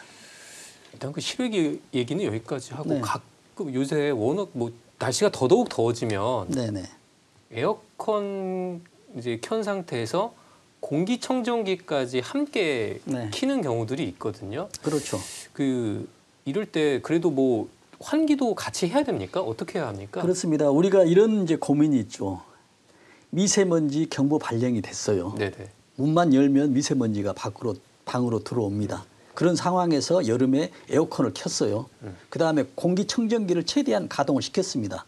그러면 이걸 환기를 해야 될까 안 해야 될까? 해야 된다라는 얘기는 많이 들으셨잖아요. 네네. 근데 왜 해야 되냐? 이게 이제 굉장히 궁금증이거든요. 네. 공기청정기가 작동을 하는데 근데 공기청정기는 무슨 원리만 하냐면 공기만 청정시켜주거든요. 미세먼지만 없애줍니다. 네. 그러나 이제 여러 가지 환기되는 이유가 여러 가지가 있거든요. 습기가 있기 때문에 이제 공기를 환기시켜서 뭐 말리게 한다 이런 것도 있지만 저는 가장 궁극적으로 하는 게 뭐냐면 우리 실내 밀폐된 공간에 사람이 많이 있다라고 한다면 우리가 대화를 하잖아요. 그러면 산소를 들이키고 이산화탄소를 배출해요. 그러나 이산화탄소는 우리한테 인체에 직접적인 해는 없어요. 그러나 많이 쌓이게 되면 산소가 차지할 수 있는 공간을 이산화탄소가 차지해버려요. 그럼 산소가 부족하거든요. 네. 그래서 작업 현장에도 산소가 우리 일반 대기열은 산소가 21%를 차지하고 있거든요. 근데 산업 현장에서는 17% 이하가 되면 법률 위반입니다. 그래서 산소가 굉장히 그만큼 중요하거든요. 근데 밀폐된 공간에서 우리가 여러 사람들이 이야기하면 지금도 우리는 산소를 지금 계속 흡입하고 있잖아요. 또 이산화탄소를 배출하고 있고. 그러다 보면 어느 순간에 보면 이산화탄소만 많아지고 산소는 적어지거든요. 그러나 공기청정기를 작동했기 때문에 이산화탄소를 없애는 장치가 공기청정기가 아니에요. 그래서 요즘 그 공기청정기 광고에 외부 공기를 들여온다라고 이런 광고도 있습니다. 이게 이제 조금 한 단계 올라가는 공기청정기거든요. 그 산소 농도는 계속 낮아진다는 얘기죠. 말씀이신 거죠? 예. 이산화탄소 농도는 올라가고. 그래서 그 학교 교실에 이산화탄소 농도 규정이 있어요. 1000ppm이거든요. 네. 그래서 실험을 해봤습니다. 네. 뉴스에도 나왔었거든요. 어떤 게 있었냐면 지금 학교에 미세먼지가 굉장히 많은 날 공기청정기를 최대한 활용하고 문을 닫고 수업을 한 다음에 1시간 뒤에 이산화탄소와 산소 농도를 측정해 봤거든요. 산소 농도는 굉장히 떨어지면서 미세먼지는 하나도 없어요. 네. 그런데 이산화탄소 농도가 규정 위반의 배가 되고 있어요. 1000ppm 이내거든요. 아니, 1000ppm 이상이 돼야 되는데 이산화탄소 농도가 1000ppm 이내로 돼야 되는데 거기 실제는 2000ppm 이상이 되고 있었습니다. 그래서 아주 위험한 상황이 됐죠. 그러나 우리는 미세먼지만 없기 때문에 괜찮겠다고 하는데 이산화탄소가 많으면 인체에 아주 해롭다. 그렇겠죠. 그렇게 생각합니다. 알겠습니다. 환기를 자주 하셔야겠고요. 그렇다면 아까 잠깐 그 에어컨 얘기했었잖아요. 네. 에어컨 화재를 예방하기 위한 대책 어떤 게 있겠습니까? 네, 그렇습니다. 아까 이제 앵카께서도 말씀하셨지만 청소 같은 거 있잖아요. 청소가 굉장히 중요한데 청소도 어디 청소가 가장 중요하냐면 실외기 청소 있죠. 실외기 부분에. 네. 그 부분에 온도가 올라가고 먼지가 또 외부에 있기 때문에 네. 먼지가 많이 쌓이잖아요. 그리고 눈으로 확인했을 때 전선이 좀 피복이 벗겨졌다라고 하면 어떤 이제 설치하는 그 업체 있잖아요. 한테 전화를 하든지. 근데 실외기 청소가 조금 약간 위험할 수도 있는 것 같은 게 약간 건물 외벽에 있고 이런 그렇죠. 상황도 있으니까 네. 본인이 좀 직접 하기보다는 아무래도 그렇죠. 전문 업체를 불러서 하는 게 네, 그렇죠. 나은 실외기 거죠? 청소도 이제 제작 업체 있지 않습니까? 에어컨 네. 제작 업체에서 무료로 해주는 기관들이 있어요. 그게 하면은 예약돼서 오고 하거든요. 네. 그래서 이제 사용자들에게 이제 편리를 제공하고 있습니다. 그러나 그런 기간이 안 되고 지금 시급하다고 하면 뭐 보면은 밖에 이제 넘어가서는 안 되겠죠. 네. 그러나 이제 보통 요즘은 아파트에 이제 실내에 설치하도록 돼 있어요. 실외는 옛날에 설치했기 때문에 실외를 설치하는 것은 청소하는 것은 네. 조금 위험하다고 볼 수 있죠. 그래서 특히 이제 노약자 어린이들은 좀 피하는 게 낫고요. 좀 주의를 해서 하는 게 좀 우수하고 청소는 굉장히 중요하다. 청소 말고도 혹시 또 주의할 게 있을까요? 특히 이제 뭐 비바람 이런 것이 이제 들이킬 수 있잖아요. 이런 것도 좀 막을 수 있는 어느 정도 일부만 막아도 굉장히 효과가 높거든요. 그래서 이런 것들도 굉장히 필요하고 특히 이제 습기 같은 거 이런 것도 안 해야 되고요. 특히 이제 요즘 아파트에는 이제 실내에 다용도실에 이런 걸 많이 놔두잖아요. 맞아요. 이거 할 때 보면 문을 다 닫아놓으면 안 됩니다. 아 그래요? 예, 거기에 창문을 열 수 있는 틈이 약간 있거든요. 이걸 열어놔야 환기가 돼야 되거든요. 왜냐하면 온도가 높기 때문에 계속 올라가 버리면 주위에 인화성 물질이 있다 하면 이걸로 인해서 또 불이 날 수가 있거든요. 그래서 에어컨을 틀 때는 환기될 수 있는 그러나 문을 활짝 여는 게 아니고 약간의 그 틈이 있습니다. 온오프 되게 있거든요. 이걸 열도록 되어 있습니다. 그리고 이제 다용도실에 설치하다 보니까는 에어컨 실외기 주위에 가연성 물질이 또 가까이 놓을 수 있거든요. 이것도 멀리 좀 떨어지셔야 되죠. 그래서 기준상으로는 뭐 10cm 이상 띄워놓게 하락하거든요. 그래서 아예 멀리 떨어져 있는 것이 가장 좋은 방법이 되겠죠. 또 아까 말씀하셨지만 또 실외기가 온도가 너무 급격히 올라가면 안 되니까 직사광선보다는 조금 그늘진 그렇죠. 곳에 두는 게 낫겠네요. 아 그렇죠. 또 불가피하게 직사해야 된다라면 약간의 어떤 차양막? 막을 하나 설치하는 것도 굉장히 중요하죠. 알겠습니다. 이제 에어컨 얘기는 여기까지 하고요. 네네. 곧 장마철입니다. 좀 네네. 대비를 해야 할 텐데 네. 요즘 뭐 비가 뭐 한 번 내렸다 하면 기습적으로 막 국지적으로 많이 비가 내리기도 하니까 네네. 좀 이게 그 대비를 잘 못하시기도 하는데 네네. 지금 회장님께서 보실 때 가장 시급한 장마철 대책이 있다면 어떤 거일까요? 그러니까 지금 이제 기후가 너무 지구 온난화로 인해서 정말 예상할 수 없는 어떤 기후 변화로 인해서 폭염이나 폭우 이런 집중호우가 발생하거든요. 근데 지금 2022년도 작년 재작년이죠. 지금 서울에 150년 만에 높은 141.5mm의 집중호우가 발생했어요. 150년 만에요? 예. 그래서 이거 뭐 이런 우리가 이런 폭우나 폭염을 대비한 설비들 있잖아요. 예. 그럼 우리가 30년 대비, 40년 대비해서 설비를 하거든요, 설치를. 네네. 그런데 150년 만에 와버렸기 때문에 도저히 안 되거든요.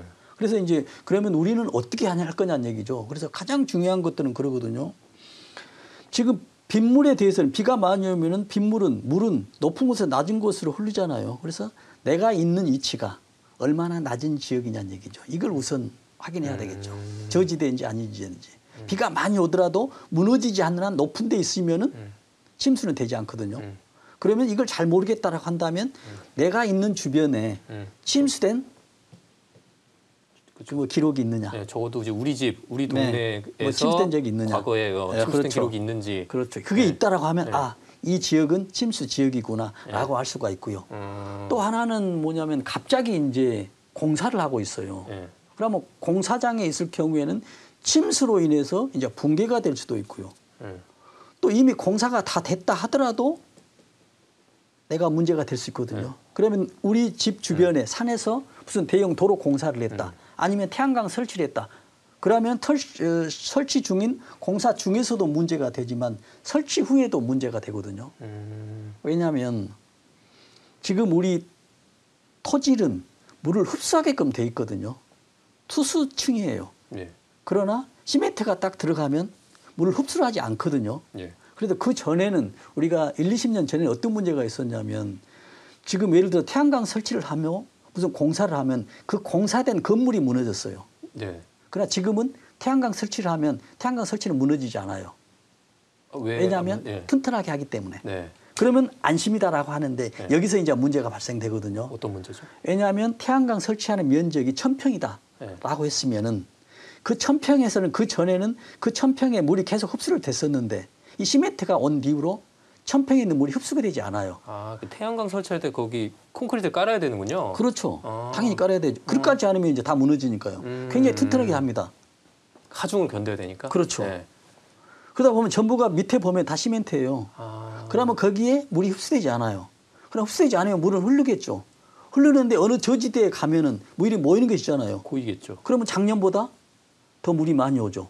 이로 인해서 약한 지대, 약한 건물들은 붕괴될 수 있죠.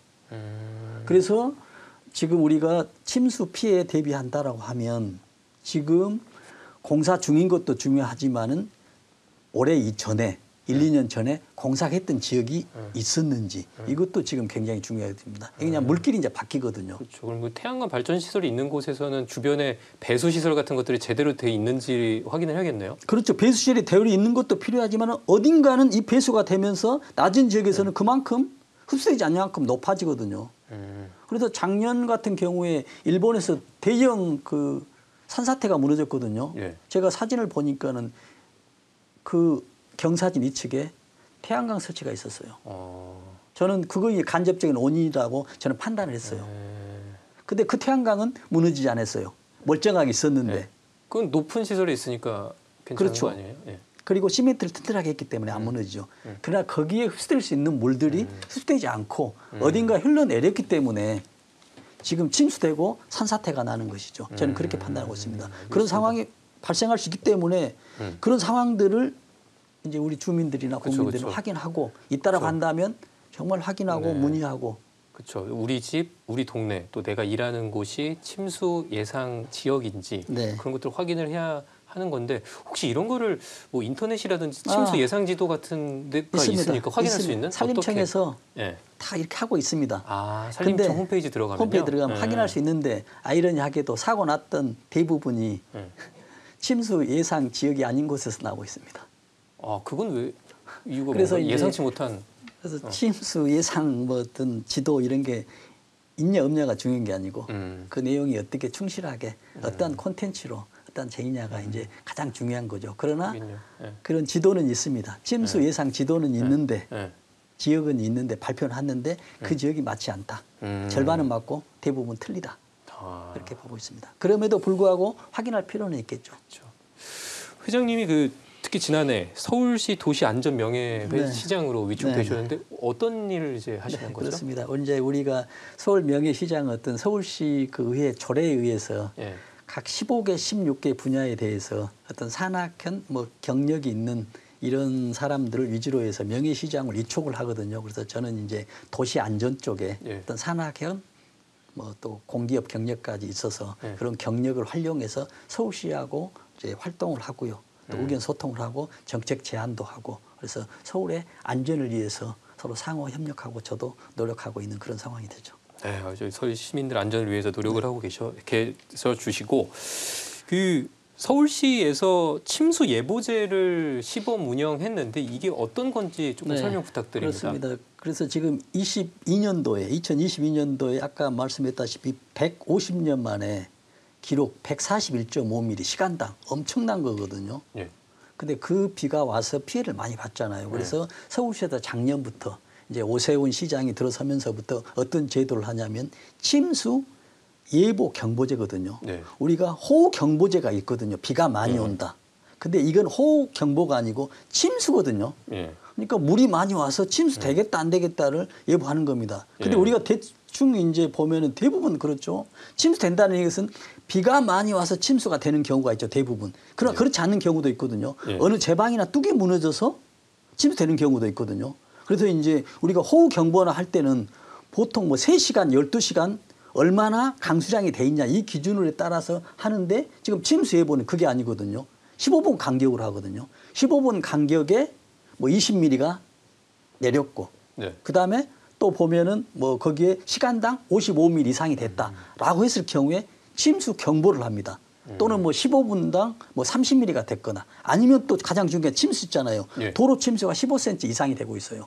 그럼 비가 안 왔더라도 15cm가 된다라고 하면 예보를 발령을 합니다. 그럼 그 예보는 어디서 발령하냐면 서울에서 지자체 각 구 있잖아요. 예. 강남이면 강남구, 뭐 또 소방청에 일단 예보를 합니다. 예. 그러면은 지자체에서 그 내용을 보고 현장을 가서 확인을 합니다.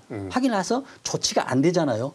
그러면 재난 문자를 각 시민들 주민한테 이제 발령을 합니다. 그래서 서울시가 지자체에 발령하는 것은 침수 예보제고요. 또 우리 주민들이 받은 것은 침수 경보제입니다. 예. 그래서 침수 경보제가 발령 받았다라고 한다면 굉장히 내가 사는 지역이 지금 침수가 될 수 있다라는 것은 아주 위험한 상황입니다. 그래서 대처를 빨리 해야 되거든요. 예. 그럼 이런 침수 예보제가 지난해에는 서울시에서 시범 운영이 됐는데 뭐 다른 전국으로 확대가 된다면 좀 더 신속한 조치, 신속한 그렇죠. 대응이 가능하겠네요. 그렇죠. 우리가 이제 비가 많이 온다라고만 얘기했는데 특히 강 옆에 같은데 특히 뭐 광주나 포항 같은 데서는 강 옆에 있는 주민들에게 침수 예보를 하고 있거든요. 그래서 도입을 하고 있는데 저는 뭐 광주 뭐 포항뿐만이 아니고 전국에서 서울시를 좀 벤치마킹하게 되면 어떤 네. 침수에 대해서는 더 이제 할 수 있겠죠. 더 대비도 할 수 있겠고요. 매년 근데 참 장마로 인한 침수 피해, 뭐 몇 년 전에도 뭐 강남역 침수 피해 우리가 모두가 겪었잖아요. 그런 일들이 계속 좀 발생을 하는데 이런 침수 피해를 막기 위해서 실질적으로 필요한 정부의 대응이 있다면 네. 어떤 정책 제안 어떤 거 해주실 수 있을까요? 네. 지금 이제 오세훈 시장이 이제 출범하면서 이제 가장 침수해서 이제 크게 바뀐 게 뭐냐면 빗물 터널이라고 들어보셨죠? 네, 대도심, 예, 대도심 터널 네, 여러 가지 터널, 표현하거든요. 근데 우리가 쉽게 이제 빗물 터널인데 네. 터널처럼 돼 있다는 얘기입니다. 예. 수십 메타의 터널이 몇백 메타로 돼 있거든요. 여기에 이제 물을 갖추는 거예요. 아까 이야기했었던 양천구에 있던 게 32만 톤 이게 빗물 터널입니다. 이게 하나 우리가 유일하게 있거든요. 예. 이걸로 인해서 2022년도에 양천구에 비폐가 하나도 없었어요. 맞아. 항상 양천구 신월동 매번 네. 피해가 많은 곳인데 그럼에도 불구하고 150년 만에 많은 비가 왔는데도 그 양천구의 빗물 터널 32만 톤으로 인해서 피해가 없었어요. 그래서 서울시에서는 즉시 이제 빗물 터널을 만들려고 하거든요. 네. 그런데 지금 6개의 빗물 터널을 만듭니다. 근데 1차적으로 지금 3군데 강남과 강화문, 예. 도림천 이 3군데는 2027년까지 완공을 목표로 하고 있거든요. 그래서 이것이 완공이 정말 하루라도 빨리 완공되길 바라면서요. 예. 또 이제 구체적으로 제가 정책 제안을 한다면 우리는 지금 빗물을 무조건 버리는 것으로만 생각하고 있거든요. 그렇잖아요. 그렇죠. 근데 만약에 우리가 빗물을 저장해서 활용을 한다라고 생각한다면 빗물의 터널, 그 대심도 터널 역할을 할 수가 있어요. 예를 들어서 그렇죠. 이런 가정을 해봅니다. 우리 서울시 인구가 1,000만 명이 되잖아요. 그 1,000만 명의 3%, 30만 명이 1톤의 물을 비가 많이 와서 저장만 한다면 30만 톤의 물을 저장할 수가 있어요. 그러면은 지금 현재 양천구에 32만 톤가 맞먹거든요. 그럼 우리 국민 3%만, 서울시 3%만 1톤을 저장하면 그럼 1톤이 얼마나 크냐면 그렇게 크지 않아요. 우리가 큰 대야 있죠. 가로 1m, 세로 1m, 높이 1m 이게 1톤이거든요. 이 정도만 3%만 저장하면 빗물 터널 효과도 되거든요. 그런데 이 피해만 줄이는 게 아니고 이제 빗물도 에너지다는 얘기죠. 예. 우리나라도 지금 물 부족 국가거든요. 그렇죠. 물도 자원이죠. 그렇죠. 이제 자원화해야 됩니다. 그럼 물을 저장했다는 걸 이제 화장실용이나 청소용 아니면 나무에 식수 있잖아요. 네. 여기에 활용하게 된다면은 에너지로 자원 활용할 수 있다는 얘기죠. 그래서 지금 서울시에서는 올해부터 이런 활동을 하고 있습니다. 비가 오면 10cm 물 가둬두기. 그러나 이제 정책적으로 아파트 건설할 때 물탱크를 만든다는 얘기죠. 그래서 거기에서 화장실용이나 아니면 청소용으로 쓸 수 있다라고 그렇게 볼 수 있죠. 알겠습니다. 그 마지막 질문인데요. 그 이번 여름 좀 아무런 뭐 재난 이런 거 없어야 될 텐데 폭염과 장마를 대비해서 시청자분들에게 당부하고 싶은 말씀이 있다면? 네, 그렇습니다. 지금 우리가 폭염이나 폭우는 정말 막을 수는 없습니다. 그렇잖아요. 그러나 그 폭염이나 폭우 어떠한 자연 재난도 막을 수는 없지만 그로 인한 피해를 줄이는 것은 우리 국민들이 어떻게 하냐에 따라서 줄일 수가 있거든요. 저는 이렇게 이야기하거든요. 아무리 그 골든타임 있잖아요. 골든타임 굉장히 중요하다고 얘기하잖아요. 아무리 중요한 골든타임도 굉장히 중요하지만 더 중요한 건 골든 액션이라는 얘기죠. 우리가 사전에 어떻게 하냐는 얘기죠. 일기예보가 발령이 됩니다. 어떤 문자가 오면 평상시에는 스팸이 되지만 정말 위험한 순간에서는 그 스팸이 아니라 우리 가족, 우리 국민이 살 수 있는 그런 정보이기 때문에 네. 그대로 활용을 하고 사전에 어떤 골든 액션을 취한다고 한다면 활용할 수가 있거든요. 예를 들어 또 이런 거 있거든요. 정부에서도 어떤 좋은 제도를 많이 활용을 하고 있습니다. 국민을 위해서. 그러나 저는 이렇게 이야기하거든요. 아무리 좋은 제도라도 우리 국민이 따라주지 않으면 그 제도는 무용지물입니다. 설령 제도가 아니 나쁘더라도 우리가 안전하게 행동한다면 진짜 안전할 수가 있거든요. 그래서 가장 중요한 것은 우리 국민들의 골든 액션이다. 여러분들의 어떤 행동 하나가 우리 가족, 나를 행복하게 할 수 있다라는 그런 말씀을 마지막으로 드립니다. 네, 오늘은 여기까지 듣도록 하겠습니다. 지금까지 이송규 한국안전전문가협회장이었습니다. 회장님, 오늘 말씀 감사합니다. 고맙습니다.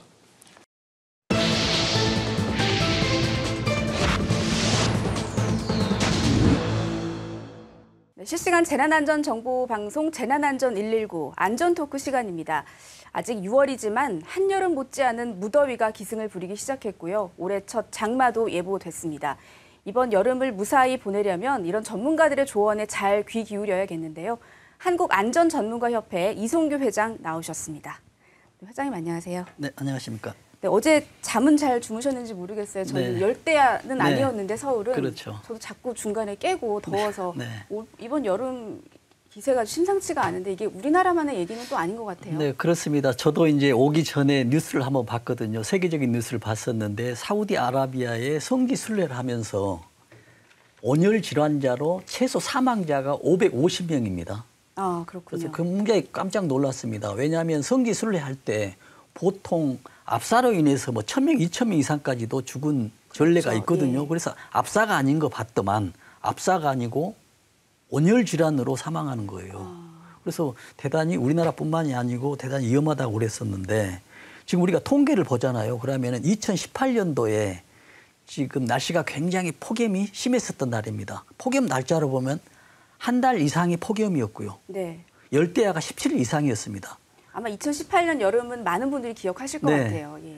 그래서 온열 질환자가 4,800명이었는데 4,500명이었는데 사망자가 47명이었습니다. 네. 그래서 굉장히 그때는 폭염이 심했었고 지금 화면을 보시면 2018년도에 사망자 수가 네, 48명. 48명인데 사실 지난해도 만만치 않았거든요. 네, 그렇습니다. 그래서 지금 2018년도에 굉장히 높았고요. 네. 그 이후로 낮아지면서 지금까지 매년 증가하고 있거든요. 그래서 작년 같은 경우도 올해 비교하면 굉장히 2배 높습니다. 올해가. 네. 그래서 지금 어제까지 이제 기상청이나 질병관리청에서 통계를 발표를 하거든요. 근데 어제까지 발표된 자료 보면은 온열 질환자가 212명. 작년에는 112명이었거든요. 2배가 되고 있습니다. 예. 그리고 사망자가 2명이고 1명이고 이런 상황입니다. 그래서 굉장히 위험한 상황인데요. 지금 기상청에서 이제 예보를 할 때 보면은 평년보다도 기온이 더 높을 전망이라고 올해요. 하고요. 올해. 예. 그리고 최근 10년 동안 또 평균 기온을 환산해 보면 지금 0.8도가 더 높았습니다. 네. 열대야도 증가하는 상황이고요. 특히 이제 서울의 날씨를 최근 30년간 해보니 여름이 20일간 늘어났어요. 반면에 22일은 겨울이 또 짧아지고 있더라고요. 네. 그래서 지금 상황은 우리나라뿐만이 아니고 여러 가지로 세계적으로도 지금 더위, 폭염에 대해서 위험한 상황이다라고 그렇게 볼 수가 있겠습니다. 그렇군요. 우리가 한 10년 전 정도만 해도 여름에 많이 습하고 더우면 이거 동남아 날씨 아니냐 이런 대화를 네. 많이 하곤 했는데 네. 최근에 이제 동남아 여행 다니고 하신 분들은 오히려 한국보다 거기가 시원하더라. 한국이 네, 네. 그만큼 그렇습니다. 더 덥고 더 습하다 이런 말들 네. 많이 하시거든요. 네. 근데 이런 게 느낌만은 또 아닌 것 같아요. 실제로 이제 이유를 뭐로 봐야 될지 이런 점도 궁금하거든요. 네, 몇 가지 이유가 있습니다만은 지금 전 세계적으로 예측을 하고 있고 우리나라도 하고 있는 게 지구 온난화거든요. 말 그대로 지구가 따뜻해지겠다는 얘기거든요. 네. 근데 우리가 가만히 보면은 태양이 있고 지구는 항상 가까이 있으면서 같은 거리에 있는데 태양에서 발산하는 열도 똑같아요. 근데 지구는 더 뜨거워지고 있다는 얘기죠. 네. 그러면 지구와 태양 사이에 어떤 장막이 형성돼 있거든요. 이게 이제 온실가스로 가려져 있습니다. 우리가 온실가스 하면은 우리가 비닐하우스 있죠. 거기처럼 지구 안에가 비닐로 덮여 있어요. 그 덮여 있는 온실가스가 뭐가 되냐면 지금 이산화탄소, 메탄가스 또는 질소산화물 네. 이런 것들로 인해서 지구가 따뜻해지고 있거든요. 이름으로 인해서 폭염도 높아지고요. 또 태풍도 심해지고 좀 무척 더워지고 있습니다. 지금 화면을 보면 좀 그림이 나오는데 저걸로 좀 설명을 해주실 수 있을까요? 네, 그렇습니다. 지금 항상 날씨가 뜨거워지면은 밑에서 수증기가 위로 올라가죠. 네. 위로 올라가면 구름이 형성되거든요. 근데 이 구름이 어느샌가 이제 폭발할 수가 있습니다. 밑으로 쏟아질 수가 있죠. 근데 예. 지금은 장마가 오지 않죠. 왜냐하면 지금은 계속 증발한 상태에서 구름대에 있습니다. 지금 여름이 지나가고 7, 8월 후반기가 되면 이제 장마가 올 겁니다. 사실 오늘 제주도의 장마 전선에 의한 비가 첫 예보가 돼 네. 있기는 합니다만 네. 본격적인 건 아니니까요. 그렇죠. 그런데 이런 장마들이 중간중간에 있었던 거는 지금 따뜻한 지구온난화를 위해서 태평양 온도가 평상시보다 더 높거든요. 네. 구름이 형성이 돼요. 그러다 보니 가끔 비가 오고 전반적으로 이제 장마 오는 거는 이제 7, 8월 지나면 오고 거기가 또 마무리가 되잖아요. 그럼 이미 태평양이 또 뜨거워졌기 때문에 그동안 이제 태풍이 오는 이런 단계적인 것으로 있습니다. 그러나 중간중간에 각께서 말씀하신 대로 지금 제주도에 어떤 뭐 폭우가 오고 있고 이런 상황도 발생되고 있죠. 네, 이제 지구 온난화로 인해서 여름철에 더위가 더 무더워지고 그 여름은 더 길어지고 이런 것들을 많은 분들이 느끼고 네. 있어요. 근데 얼핏 생각하면 그러면 겨울의 한파는 좀 덜해지는 것 아닌가? 왜냐하면 기온이 높아지는 그렇죠. 것이니까 이렇게 생각할 수 있는데 또 겨울 보면 그렇지도 않은 것 같아요. 어떻게 봐야 될까요? 그렇습니다. 우리가 대체적으로 생각하면 지구가 뜨거워지고 있기 때문에 태평양 온도가 올라오기 때문에 당연히 증발되면서 구름이 형성돼서 뭐 비도 많이 오고 뭐 뜨거워지고 폭염도 발생하지 않겠냐 이런 생각을 하고 있거든요. 그러나 반면에 한파도 더 심합니다. 네. 겨울의 한파도. 왜 그럴까요? 왜냐하면 지금 우리가 이렇게 생각해 볼 수가 있거든요. 지금 북극 지방이 굉장히 온도가 낮거든요. 영하 수십 도가 되는데 지구 온난화로 인해서 이 수십 도 되는 영하가 점점 온도가 올라가고 있어요. 물론 영하거든요. 근데 그 밑에 어떤 기류가 형성이 되거든요. 우리나라 중위도, 위도의 중간쯤에 있는 일본, 뭐 필리핀, 우리나라 중위도의 그 사이에 어떤 장막이 형성돼 있어요. 온도 차가 심하기 때문에. 네. 근데 북극 지방의 온도가 점점 올라가니까 이 장막이 흐트러지는 거예요. 아, 그렇군요. 그러면은 북극 지방의 차가운 열기가 한반도에 있기 때문에 때에 따라서는 한반도가 더 한파가 올 수 있다는 얘기죠. 그래서 지구 온난화로 인해서 더위는 물론 한파까지도 발생하고 있고 지금도 올 겨울에도 굉장히 추울 것으로도 예상이 되고 있습니다. 네, 갈수록 어려워지고 있는 건데 네. 오늘 경기도 고양 같은 경우에는 37도까지 오른다고 하더라고요. 네. 이게 정말 37도 상상조차 하기 어려운 그런 그렇습니다. 수치인데 역대 이 온열 질환자들 같은 경우에는 사망 사례도 실제로 많고 네. 이제 중장년층이나 이런 분들의 피해도 많이 집중이 되거든요. 네. 어떻게 대책이 없을까요? 그렇습니다. 지금 우리가 이렇게 생각하거든요. 기후 변화는 우리가 인류가 막기는 어렵습니다. 폭염도 한파도 뭐 여러 가지로 막기는 어려워요. 그러나 그 한파를 어떻게 대비하느냐에 따라서 한파에 대한 어떤 피해, 온열 질환에 대한 피해, 폭염에 대한 피해는 충분히 줄일 수가 있거든요. 네. 그런데 지금 우리가 정부에서는 어떻게 지금 발표를 하냐면요. 지금 화면에도 지금 나오고 있거든요. 지금 폭염 위험 수준별 대응 요령에서 지금 위험 수준별로 네, 폭염 영향 예보를 하고 있어요. 네. 이렇게 관심 단계, 주의 단계, 경고 단계, 위험 단계. 옆에 보면 나오죠. 지금 31도 이상, 33도 이상, 35도 이상.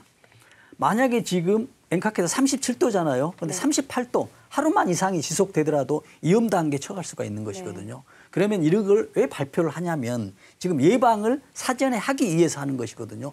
폭염은 33도거든요. 근데 33도가 되기 전에 31도에서 지금 관심 단계를 발령을 하고 있습니다. 그래서 이런 단계가 되면은 산업 현장에서는 아주 이제 적극적으로 온열 환자를 줄이기 위해서 노력을 하고 있거든요.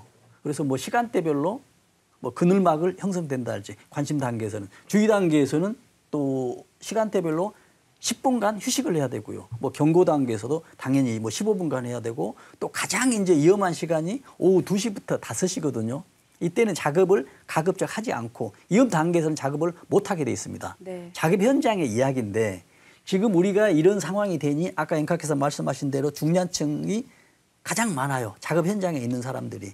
특히 데이터로 보면은 60대 뭐 40, 50대 사람이 과반수를 차지하고 있거든요. 그래서 이런 상황이 됐을 때 우리가 산업 현장뿐만이 아니고 이런 상황이 되면 우리 주위에 우리 작업 현장 사람, 가족들에 대해서도 어떤 각별히 주의를 해야 된다라는 그런 말씀을 드리겠습니다. 네, 이 정말 위험하다는 말이 저절로 나올 정도의 무더위입니다. 사망자가 발생하는 것도 결코 이상하지 않을 법한 일이 될 정도인데 특히 이제 언급을 해주셨습니다만 작업 관리가 철저하게 이루어져야 될 것 같아요. 특히 네. 야외 작업자분들 네. 어떤 것들을 좀 생각해야 될까요? 그러니까 우리가 이렇게 이제 안전 관리를 하고 있거든요. 정부나 지자체나 산업 현장에서 온열에 대한 작업 안전 관리를 철저히 하고 있어요. 근데 제가 아쉬운 건 뭐냐면 굉장히 획일적입니다. 안전 관리가. 오늘 몇 도 되고 있기 때문에 모든 사람이 주의해야 되고 모든 지역이 주의해야 된다라고 이렇게 안전 관리를 하고 있는데 저는 획일적인 안전 관리보다 유연성 있는 상황에 따른 유연성 있는 안전 관리 제도로 가야 된다고 생각하거든요. 네. 이 얘기는 뭐냐면 지금 어느 작업장에서는 젊은이들이 작업하는 곳이거든요. 그러면 노약자에 비해서 조금 더 그 관리 에너지를 노약자가 많은 곳에 해야 되거든요. 근데 노약자가 있는 중에서도 어떻게 있는 사람이 있냐면은 온열 질환 민감군이 있어요. 말하자면 기저 질환자들. 네. 이런 경우에 대해서는 작업 현장에 이런 사람들이 많이 있다라고 하면 이 사람들을 특별 관리를 해야 되거든요.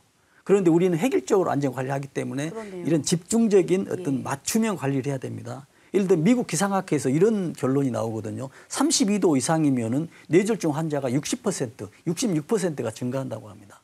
또 심근경색 환자가 20%가 늘어난다고 하거든요. 네. 그렇다 보면은 우리가 안전 관리를 할 때 모든 사람이 해당되지 않고 작업자 중에 이런 환자가 있으면은 이런 환자를 별도 관리하는 이런 취약자 관리들이 좀 필요하다라는 그런 말씀을. 획일적인 관리보다는 좀 더 촘촘하게 들여다봐야겠다. 이 정도로 이해를 그렇죠. 해야 할 맞춤형으로요. 것 같네요. 네. 이 온열 질환자가 계속해서 늘어나고 있어요. 그래서 뭐 일사병, 열사병 할 것 없이 계속해서 늘어나고 있는데 이제 해마다 증가를 하고 있잖아요. 네. 근데 이게 앞서서 얘기해 주셨듯이 실제로 지구 온난화로 기온이 높아져서 그런 건지 아니면 어떤 집계가 더 촘촘해서 그런 건지 뭐 두 이유가 다 동시에 작용이 된 걸 수도 있는데 벌써 지난해에는 3,000명이 육박했다고 하더라고요. 네. 계속 늘어나고 있는 그렇죠. 추세죠. 네. 지금 앵커께서 말씀하신 대로 뭐 데이터가 많은 것도 있지만 저는 그보다는 지금 아까 앵커께서 말씀하신 대로 지구 온난화가 가장 큰 원인이라고 됩니다. 그리고 우리가 사는 곳에 계속 인구들이 밀집돼 있고 주변에 보면은 에어컨이 있기 때문에 에어컨 그 실외기 있잖아요. 네. 여기 온도가 굉장히 높거든요. 이걸로만 인해서도 그 주변에서는 1, 2도, 2, 3도가 높아지는 이런 환경이 되거든요. 그래서 굉장히 그 문제가 많습니다. 근데 우리가 이런 경우가 있거든요. 지금 일사병 갖고 열사병, 뭐 열부종, 열탈진, 열경련 이런 게 있습니다. 근데 우리가 조금 그 자세히 찾아보면 자세히 알게 되면 이런 거에 대해서 대비를 더 잘할 수가 있는 경우가 되거든요. 지금 무슨 얘기냐면 지금 우리가 이런 게 있거든요. 굉장히 운동을 하고 일을 열심히 하면 땀이 나죠. 네. 근데 그 이유가 뭐냐면 온도가 우리 체온이 36.5도보다 더 올라갔기 때문에 식히는 것이거든요. 그렇죠. 우리 자동차가 달리면은 엔진에 올라가면 냉각수가 회전이 되잖아요. 네. 그거하고 똑같거든요. 우리 몸의 냉각수는 땀이거든요. 근데 더우니까 일을 열심히 하고 더우면 계속 땀은 내죠. 근데 땀을 내다 보니까는 우리 몸에 있는 수분의 몇 퍼센트가 줄어들어 버리는 거예요. 네. 기존 필요한 수분들이. 그러다 보니까는 우리가 어떻게 되냐면 열로 인해서 탈진해 버리거든요. 열탈진. 네. 이게 이제 일사병입니다. 네. 일사병일 경우에는 열탈진, 열부종, 열경련 이런 건 전부 일사병에 포함이 되거든요. 근데 이런 때는 빨리 그늘에 가거나 물을 섭취하면 되는 것이거든요. 이제 일사병. 근데 여기서 한 단계가 더 넘어갑니다. 넘어가면 이제 소통이 안 돼요. 의식이 없어요. 그러면 그늘에 가도 안 됩니다. 왜냐하면 우리 신진대사가 마비가 됐어요. 네. 정지돼 버렸거든요. 물을 들어가도 안 됩니다. 자연적으로 회복할 가능성이 낮아진다는 얘기죠. 그렇다 보면 우리 몸이 체온이 올라가면 어디에서 이제 가장 문제가 생기냐면 뇌하고 심장입니다. 근데 우리가 고온이 되면 가장 변질된 게 단백질이거든요. 근데 뇌하고 심장이 단백질로 형성돼 있어요. 그러다 보니 어린 아이들 있죠. 어렸을 때 고열로 인해서 너무 심하게 아팠을 경우에 뭐 정신적으로 문제가 있어 성장하는 이런 경우도 있거든요. 만약에 이런 고온에 온열 질환했어도 지금 열사병이 돼버리면 이런 여러 가지 문제가 돼서 한번 단백질이 변질이 돼버리면 회복이 안 됩니다. 네. 그러다 보니까는 문제가 되니 이런 상황에서는 뭐 물로도 안 되고 가장 뭐 큰 얼음이 있다 하면 얼음을 하면서 119 병원에 실려가는 게 신고하는 게 가장 그래도 현명한 방법이겠다라고 네. 말씀드립니다. 질병관리청에서 해마다 이렇게 신고를 받고 있거든요. 연도별 신고 현황을 보면 2023년의 경우에는 2,818명이었고 네. 이거는 2018년에 4,526명에 이어서 두 번째로 많았던 네. 수치고 올해도 상당수 많이 발생할 것으로 이제 예측을 하신다는 거잖아요. 그렇습니다. 지금 여기 도표에서 보면은 2018년도가 가장 많았습니다. 온열 질환 환자 측정하는 이후로 가장 많았고 그 두 번째가 2023년인데 2023년이 지금 두 번째로 많거든요. 네. 그러면은 지금 2024년인데 2023년 오늘 날짜 기준과 2004년 오늘 날짜 기준을 하니까는 전부가 배가 되고 있어요. 아유, 큰일이네요. 사망자도 예. 배고 온열 질환자도 배고 지금까지의 데이터와 저 기준을 본다면 2023년보다 온열 질환자가 많을 것으로 추측이 충분히 가능하다고 볼 수가 있겠습니다. 2023년의 경우에 사망자도 32명이었다고 하니까 올해는 정말 각별히 조심을 하셔야 될 것 네, 같습니다. 이제 장마철이 곧 시작이 될 거고 오늘 밤 제주를 시작으로 장마 전선으로 인한 비도 예보돼 있는데 이 장마철로 인한 침수 얘기를 좀 해봐야 될 것 같아요. 많은 분들이 기억을 하실 것 같은데 노아의 방주라는 어떤 별명 같은 제목이 붙었던 화면을 많이 기억을 하실 것 같은데요. 그 보시면은 어떤 남자분께서 저게 이제 차수막. 예, 물막이판, 네, 물막이판 건너편에 물에 잠긴 차를 보고 계시는 네. 사진이에요. 네. 근데 저렇게 우산을 쓰고 물끄러미 바라보고 계신다는 거는 저 물이 본인이 계신 쪽으로 넘어오지 않을 거라는 확신이 있지 않으면 저렇게 계실 수가 없거든요. 그렇습니다. 저게 이제 물막이판의 위력으로 보여요. 그렇습니다. 어떻게 보셨나요? 그래도 지금 저 사진이 2011년도에 굉장히 비가 많이 왔을 때 사진인데 저 위치가 또 22년도에 굉장히 또 비가 많이 왔습니까? 150년 만에 많이 왔는데도 저게 인터넷상에서 굉장히 아주 그 조회량이 폭주했었던 겁니다. 저게 말씀하신 대로 차수막, 물을 막는 막이거든요. 저 지대가 낮기 때문에 저게 막이 없으면은 집안으로 다 들어와 버린다는 얘기입니다. 침수가 되는데 저게 안전하게 막았기 때문에 지금 비가 물이 들어오지 않았다는 얘기입니다. 항상 저 차수막은 서 있는 게 아니고 비가 오잖아요. 그럼 임의적으로 자동으로 올라간다 할지 아니면 놓고 되면 물이 넘어오지 않거든요. 예. 물이 샌다 하더라도 조금씩 오기 때문에 상관없습니다. 예. 그러나 지금 이제 차수막이 지금 앵커께서 말씀하신 대로 지금 서울시 같은 경우에 꼭 필요한 차수막이 있고요. 지하 반지하 같은 경우에. 여기 경우는 2,500가구가 지금 차수막을 설치해야 됩니다. 아, 그런데 지금 1,000가구는 아직 설치하지 못했어요. 예. 정부에 지원을 해주는데. 그래서 왜 설치하지 못했냐라고 보니 집 주인들이 거부합니다. 아니면 연락이 안 된다 할지. 거부하는 건 왜 그러실까요? 왜냐하면 우리 집이 낮기 때문에 부동산을 매도할 때 가격이 떨어진다. 아파트도 낮은 지대가 있는데 아파트 주민들이 다 반대를 합니다. 물막이판을 설치했다는 것은 침수 위험이 있는 것을 드러내는 행위이다. 그렇습니다. 판단하신다는 거죠. 그래서 뭐 서울시 같은 경우는 여러 가지 이제 방안을 해서 뭐 물막이판 우수 사례 경진대회도 하고 있습니다. 그래서 뭐 이걸 이해 가지고 뭐 지자체별로 뭐 지점별로 뭐 주택이나 뭐 특히 또 독거노인들 있지 않습니까? 이런 분들에 대해서는 이제 특별 관리를 하고 있습니다. 우리가 이제 재난은 뭐 폭염 뭐 이런 침수 이것도 마찬가지지만 재난은 어디서부터 시작되냐면요. 그 취약계층부터 시작되거든요. 그래서 취약계층만이라도 관리를 제대로 한다면 재난에서부터 어떤 사망자나 온열 질환자, 침수로 인한 질환자들이 침수로 인한 피해자들이 많이 줄어들 거라고 생각합니다. 네. 서울뿐만 아니라 뭐 전국적인 얘기겠습니다만 침수 피해가 해마다 자주 반복되는 특정 지역들도 있는 것 같아요. 네. 지난해 같은 경우에는 뭐 서울 사당역, 이수역 이쪽 네, 지하철 뭐 강남역. 역사 자체가 네, 잠기기도 그렇죠. 했잖아요. 특히 그런 것들은 이제 지형적 요인이 가장 크다고 봐야 그렇습니다. 될까요? 네, 사당역 같은 경우는 이제 그 역 자체가 전반적으로 낮지만 역 자체가 낮기 때문에 물이 이제 계속 이제 침수가 쏟아지는 거고요. 지형적으로 보면은 우리가 많이 방송에도 나왔습니다만 그림들에도 나오고 있거든요. 지금 보면은 강남역이 서초역과 역삼역 사이에 10여 미터 차이가 있습니다. 아, 꽤 많이 나네요. 예. 강남대로로 또 본다면 양재역하고 지금 신반포역 사이에 15m 사이가 있기 때문에 우리가 접시형 토지 또는 뭐 항아리형 지역이라고 하고 있거든요. 그래서 굉장히 저 지역에서는 낮습니다. 그래서 서울시가 2022년 이후에 작년부터 계속 지금 그 빗물 그 배수로 공사를 확장을 하고 있거든요. 네. 근데 왜 이제 저기가 가장 또 클 수가 있냐면 우리가 이렇게 볼 수가 있거든요.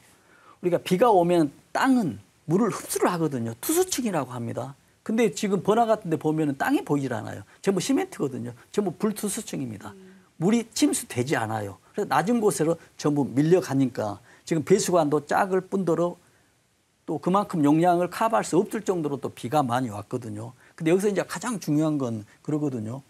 아무리 배수관이 크다 하더라도 배수관 입구 있지 않습니까? 네. 입구가 나벽이나 담배꽁초 많이 버리잖아요. 이게 막혀버리면은 그 배수 관로는 무용지물이 되고 낮아서 침수가 또 발생할 수 있기 때문에 우리가 비가 온다라고 하면은 뭐 관리하는 측면이 아니고 우리가 지나가는 사람, 행인들, 사용하는 어떤 주민들에 대해서는 이거에 대해서는 특별히 관리를 해야 될 필요가 있다라는 말씀. 행인들이 혹시 보시다가 막혀 있는 걸 보면 서울시나 지자체 신고할 수 있는 시스템들도 잘 돼 있더라고요. 다 잘 돼 있습니다. 그럼 사진만 우리가 찍어서. 네, 사진만 찍어서 하면 바로 되고요. 특히 이제 직접 하려고 했을 때는 웬만하면 하지 않는 게 좋습니다. 왜냐하면 물이 한번 빠지기 시작하면은 위험할 물살 수 속도가 있군요. 예. 굉장히 빨라지거든요. 그렇군요. 이 침수와 관련해서 가장 이제 효과적으로 일컬어지는 것 중에 하나가 대형 빗물 터널 확보인데 실제로 이제 본격적으로 가시화되고 있는 거는 같아요. 근데 일정을 보면은 당장 이번 여름 폭우에 대비는 못하는 거더라고요. 그렇습니다. 그래서 저 빗물 터널 지금 스토리가 있거든요. 예. 지금 어떻게 되냐면 2015년도에 아까 나왔다시피 굉장히 큰 비가 왔었잖아요.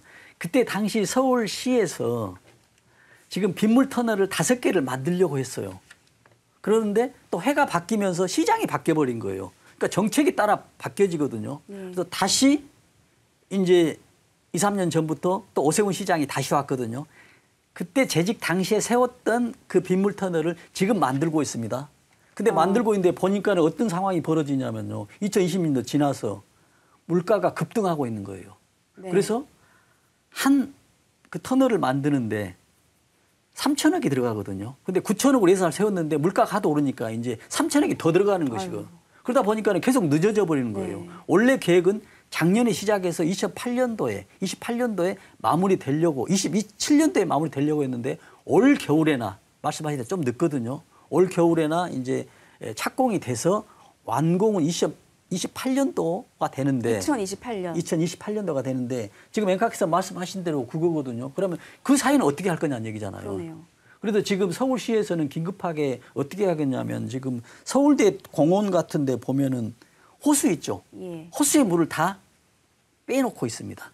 거기에 빈 공간으로 만들어놔요. 네. 만약에 비가 오면 거기에 물을 가두게 하려고. 그렇지 않은 방법이 없거든요. 그래서 6군데를 하고 있습니다. 서울대 공원호수, 뭐 관악산 호수공원 연못이라든지 보라매 공원 연못. 지금 보면 물이 다 빠져 있을 겁니다. 만약에 비가 오면 그렇군요. 이렇게 예. 돼 있는데 저는 이제 이렇게도 이제 이야기를 하거든요. 지금 이 빗물을 사용하고 있는데 빗물에 서울시에서 어떻게 하고 있냐면 지금 빗물을 가두려고 해요. 비가 많이 오면 10cm를 좀 가두려고 하고 있습니다. 근데 저는 이렇게 이제 제안을 하고 싶어요. 이 빗물을 사용할 수 있도록. 그냥 비가 오면은 우리가 빗물을 가뒀다가 화장실에 쓸 수 있잖아요. 화장실에 쓸 수도 있고 나무에 쓸 수도 있고 뭐 청소하면서 이 용도로 쓸 수 있는 이런 것들이 어떤 정책적으로 좀 바뀌어졌으면 하는 이런 것도 어떤 제안을 좀 드리고 싶습니다. 네. 부디 올여름 폭우와 관련해서 피해가 없도록 잘 여름을 나야 할 것 같고요. 좀 화제를 돌려서 전북 부안 지진 얘기를 또 하지 않을 수가 없을 것 같습니다. 부안 지진이 규모가 4.8이었어요. 그러니까 그 전에 기상 관측 이래 가장 높았던 규모가 5.8 경주 지진이었거든요. 네. 사실 규모의 수치로 본다면 1.0 정도의 차이인데 이걸 에너지로 보면 32배의 차이가 난다는 네. 거잖아요. 네. 아직 헷갈려하는 분들이 많을 것 같아서 설명을 좀 해주시면 좋겠습니다. 네, 그렇습니다. 우리가 지진을 표시할 때 이제 여러 가지를 표시하는데 딱 4가지를 표시하거든요. 규모가 얼마냐는 얘기입니다. 규모는 어떤 거냐면요. 그 에너지가 가지고 있는 폭발 양을 이야기합니다. 지구 밑에서는 4.0이라고 가정을 하면 TNT 1000톤이 폭발하고 있어요. 네. 그래서 4.0의 규모다. 그럼 TNT 1000톤이 폭발하고 있는 그 규모다. 예, 절대적인 에너지의 양인 거네요. 그렇죠. 예. 그다음에 이제 절대 에너지 양이 규모가 돼 있으면 두 번째로 그러면 얼마나 움직이냐는 얘기죠. 그 큰 에너지가 수백 메타 밑에서 터진다라고 가정했을 때 우리 지표면에서는 별로 진동이 없어요. 아주 깊으면. 아주 깊으면. 또 멀리 떨어져 있으면. 그래서 서울 같은 경우에 우리가 느끼지 못했잖아요. 4.8 규모인데도 네. 불구하고 예. 이걸 뭘 나타내냐면 지진이 났을 때 얼마나 움직이느냐. 진동이 얼마가 되느냐. 진동의 정도. 그래서 예. 진도가 얼마냐라고 이렇게 묻거든요. 그래서 이번에 진도는 이제 5단계 이렇게 나갔습니다. 예. 그러면 또 한 가지 그러면 위치가 어디냐는 얘기죠. 지표면의 위치가. 전북 부안이다. 이건 이제 진앙이라고 이야기하거든요. 그다음에 진원지 있죠. 그러면 전북 부안인데 땅 밑에 몇 킬로 있었냐? 10킬로냐, 8킬로냐, 20킬로냐. 땅이 깊으면 깊을수록 낮으면 낮을수록 그 움직이는 진도는 굉장히 크겠죠. 그래서 이번 부안에서 썼던 것은 8킬로거든요. 그래서 규모 4.8에 진도 5단계, 진원지는 부안, 그리고 진앙지는 부안이고 진원지는 지하 8킬로다라고 그렇게 할 수가 있겠습니다. 예. 정리를 하면 이제 규모라는 것은 그 지진의 절대적인 에너지의 총량인 것이고 네. 진도는 그 전달되는 흔들림의 정도. 네. 그러니까 5라고 표현하셨지만 사실은 지역에 따라서 그 5도 차이가 약간씩은 있을 수 있는 거로 이해를 해도 될까요? 그렇습니다. 지금 진도 5단계 되면은 뭐 흔들림의 정도가 있거든요. 어느 정도 흔들리는데 집이 부실했다라고 하면 무너질 수 있는 네, 것이죠. 그렇죠. 그리고 뭐 책상에 물건을 놔뒀는데 불안정하게 놔뒀다. 그러면 또 넘어질 수가 있는 것이거든요. 그래서 진도라 하더라도 내 위치 또 건물의 어떤 그 얼마나 강하게 만들었냐에 따라서 진도 5다 하더라도 내가 느끼는 경우나 내가 피해 당하는 것은 천차만별로 차이가 날 수가 있습니다. 네. 이 말씀하신 진도는 이제 12단계로 구분이 돼서 각각의 네. 어떤 현상들이 나타나는지가 정리가 돼 있는데 그걸 좀 설명해 주시면 좋을 것 같아요. 그렇습니다. 지금 이제 규모하고 진도가 있거든요. 근데 진도는 이제 여기 나와 있는 대로 12단계로 나와 있습니다. 그런데 규모는 어떻게 되냐면 아까 이야기한 대로 크게 있잖아요. 1부터 뭐 9, 4 이렇게 돼 있거든요. 그렇죠. 그러나 진도는 12단계로 돼 있습니다. 이번에 부안에서 난 진도가 지금 5단계거든요. 거기에 노랗게 보면 표시된 5단계. 예. 거의 모든 사람이 진동을 느끼고 그릇이나 창문 등이 깨지기도 하며 불안전한 물체는 넘어진다는 얘기입니다. 그렇죠. 지금 대표님, 회장님께서는 사시면서 어느 정도의 진도까지 경험해 보셨는지 사실 궁금해요. 저는 아마 제가 그 5는 경험하지 못하고 아마 4 정도는 저도 느끼지 그런 것 않았어요. 같습니다. 네. 5 정도 있으면요. 아마 보통 사람들이 다 느끼는데 민감한 사람은 굉장히 그 어지럽다고 막 하거든요. 네. 왜냐하면 이게 뭐 하는 게 아니라 시간대별로 보면은 1, 20초만 하더라도요. 굉장히 당황하거든요. 그래서 저런 게 되면 이제 우리가 대피나 이런 것들이 굉장히 좀 잘하고 좀 치밀하게 좀 해야 될 필요성이 좀 있습니다. 확실한 것은 이제 대한민국도 우리나라도 더 이상 지진의 안전지대가 아니라는 건데 이제 막상 지진이 났다. 대피를 해야 할 만큼 아주 위급한 상황이다. 어디로 대피할 것인가. 그렇습니다. 우왕좌왕하기 쉬울 것 같아요. 그래서 이제 우리가 이런 가정을 해보거든요. 내가 있는 곳에 불이 났다. 아니면 내가 있는 곳에 지진이 났다라고 한다면 어디로 대피할 건가 이걸 알아야 되거든요. 근데 이게 어떻게 되냐면은 어디서 할 거냐는 얘기죠. 그래서 지금 정부에서 다 알려주고 있습니다. 서울시에서는 서울시 안전누리라는 홈페이지가 있습니다. 뭐 앱 다운을 받아야 되고 휴대폰도 가능하거든요. 네.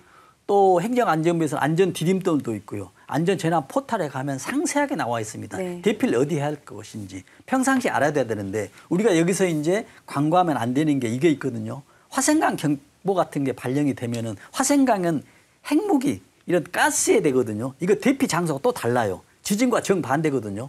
화생강 경보 민방훈련 하잖아요. 대피 장소를 어디로 되냐면 건물의 지하로 가라가거든요. 네.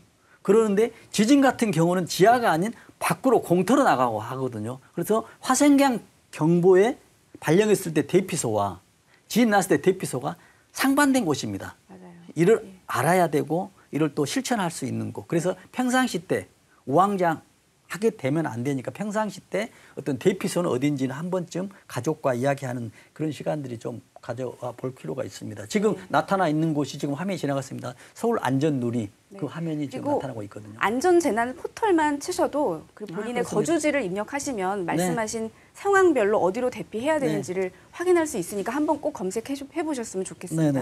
그 마지막 질문을 좀 드리고 싶어요. 이 건축물들의 내진 설계 얘기인데 그 일본에서 지진이 되게 많이 나는데 사실 일본에서 정말 무서운 것은 지진으로 인해서 건물이 무너지는 게 아니라 쓰나미다 이런 말들 많이 하잖아요.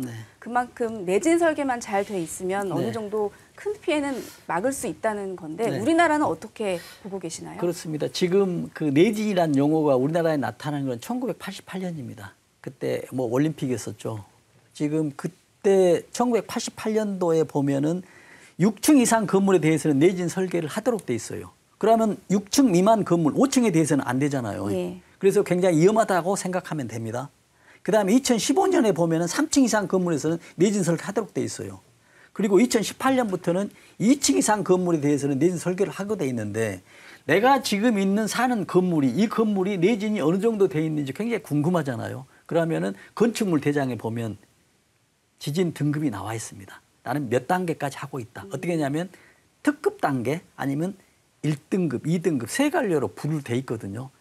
예를 들어서 세 단계 일반 주택은 세 번째인 2등급으로 돼 있습니다. 2등급으로 돼 있으면 아까 나와 있던 5단계 있죠. 네. 5단계, 6단계까지도 안전하게 돼 있습니다. 그러나 이제 공공 건물들 있죠. 뭐 위험한 건물들 이런 것들은 이제 특 1등급, 뭐 병원이나 뭐 교육시설 같은 거 2등급 이렇게 하고는 있는데 가장 중요한 건 뭐냐면 이런 법 규정들이 시행이 되기 전에 된 건축물들이 지금 대부분이거든요. 그래서 이게 지금 굉장히 문제입니다. 네. 그 안전 비용을 투입하는 것은 소모가 아니라 정말 진정한 투자라는 점들을 잘 기억해야 될 것 같습니다. 오늘 말씀은 여기까지 듣도록 하겠습니다. 지금까지 한국안전전문가협회 이송규 회장이셨습니다. 감사합니다.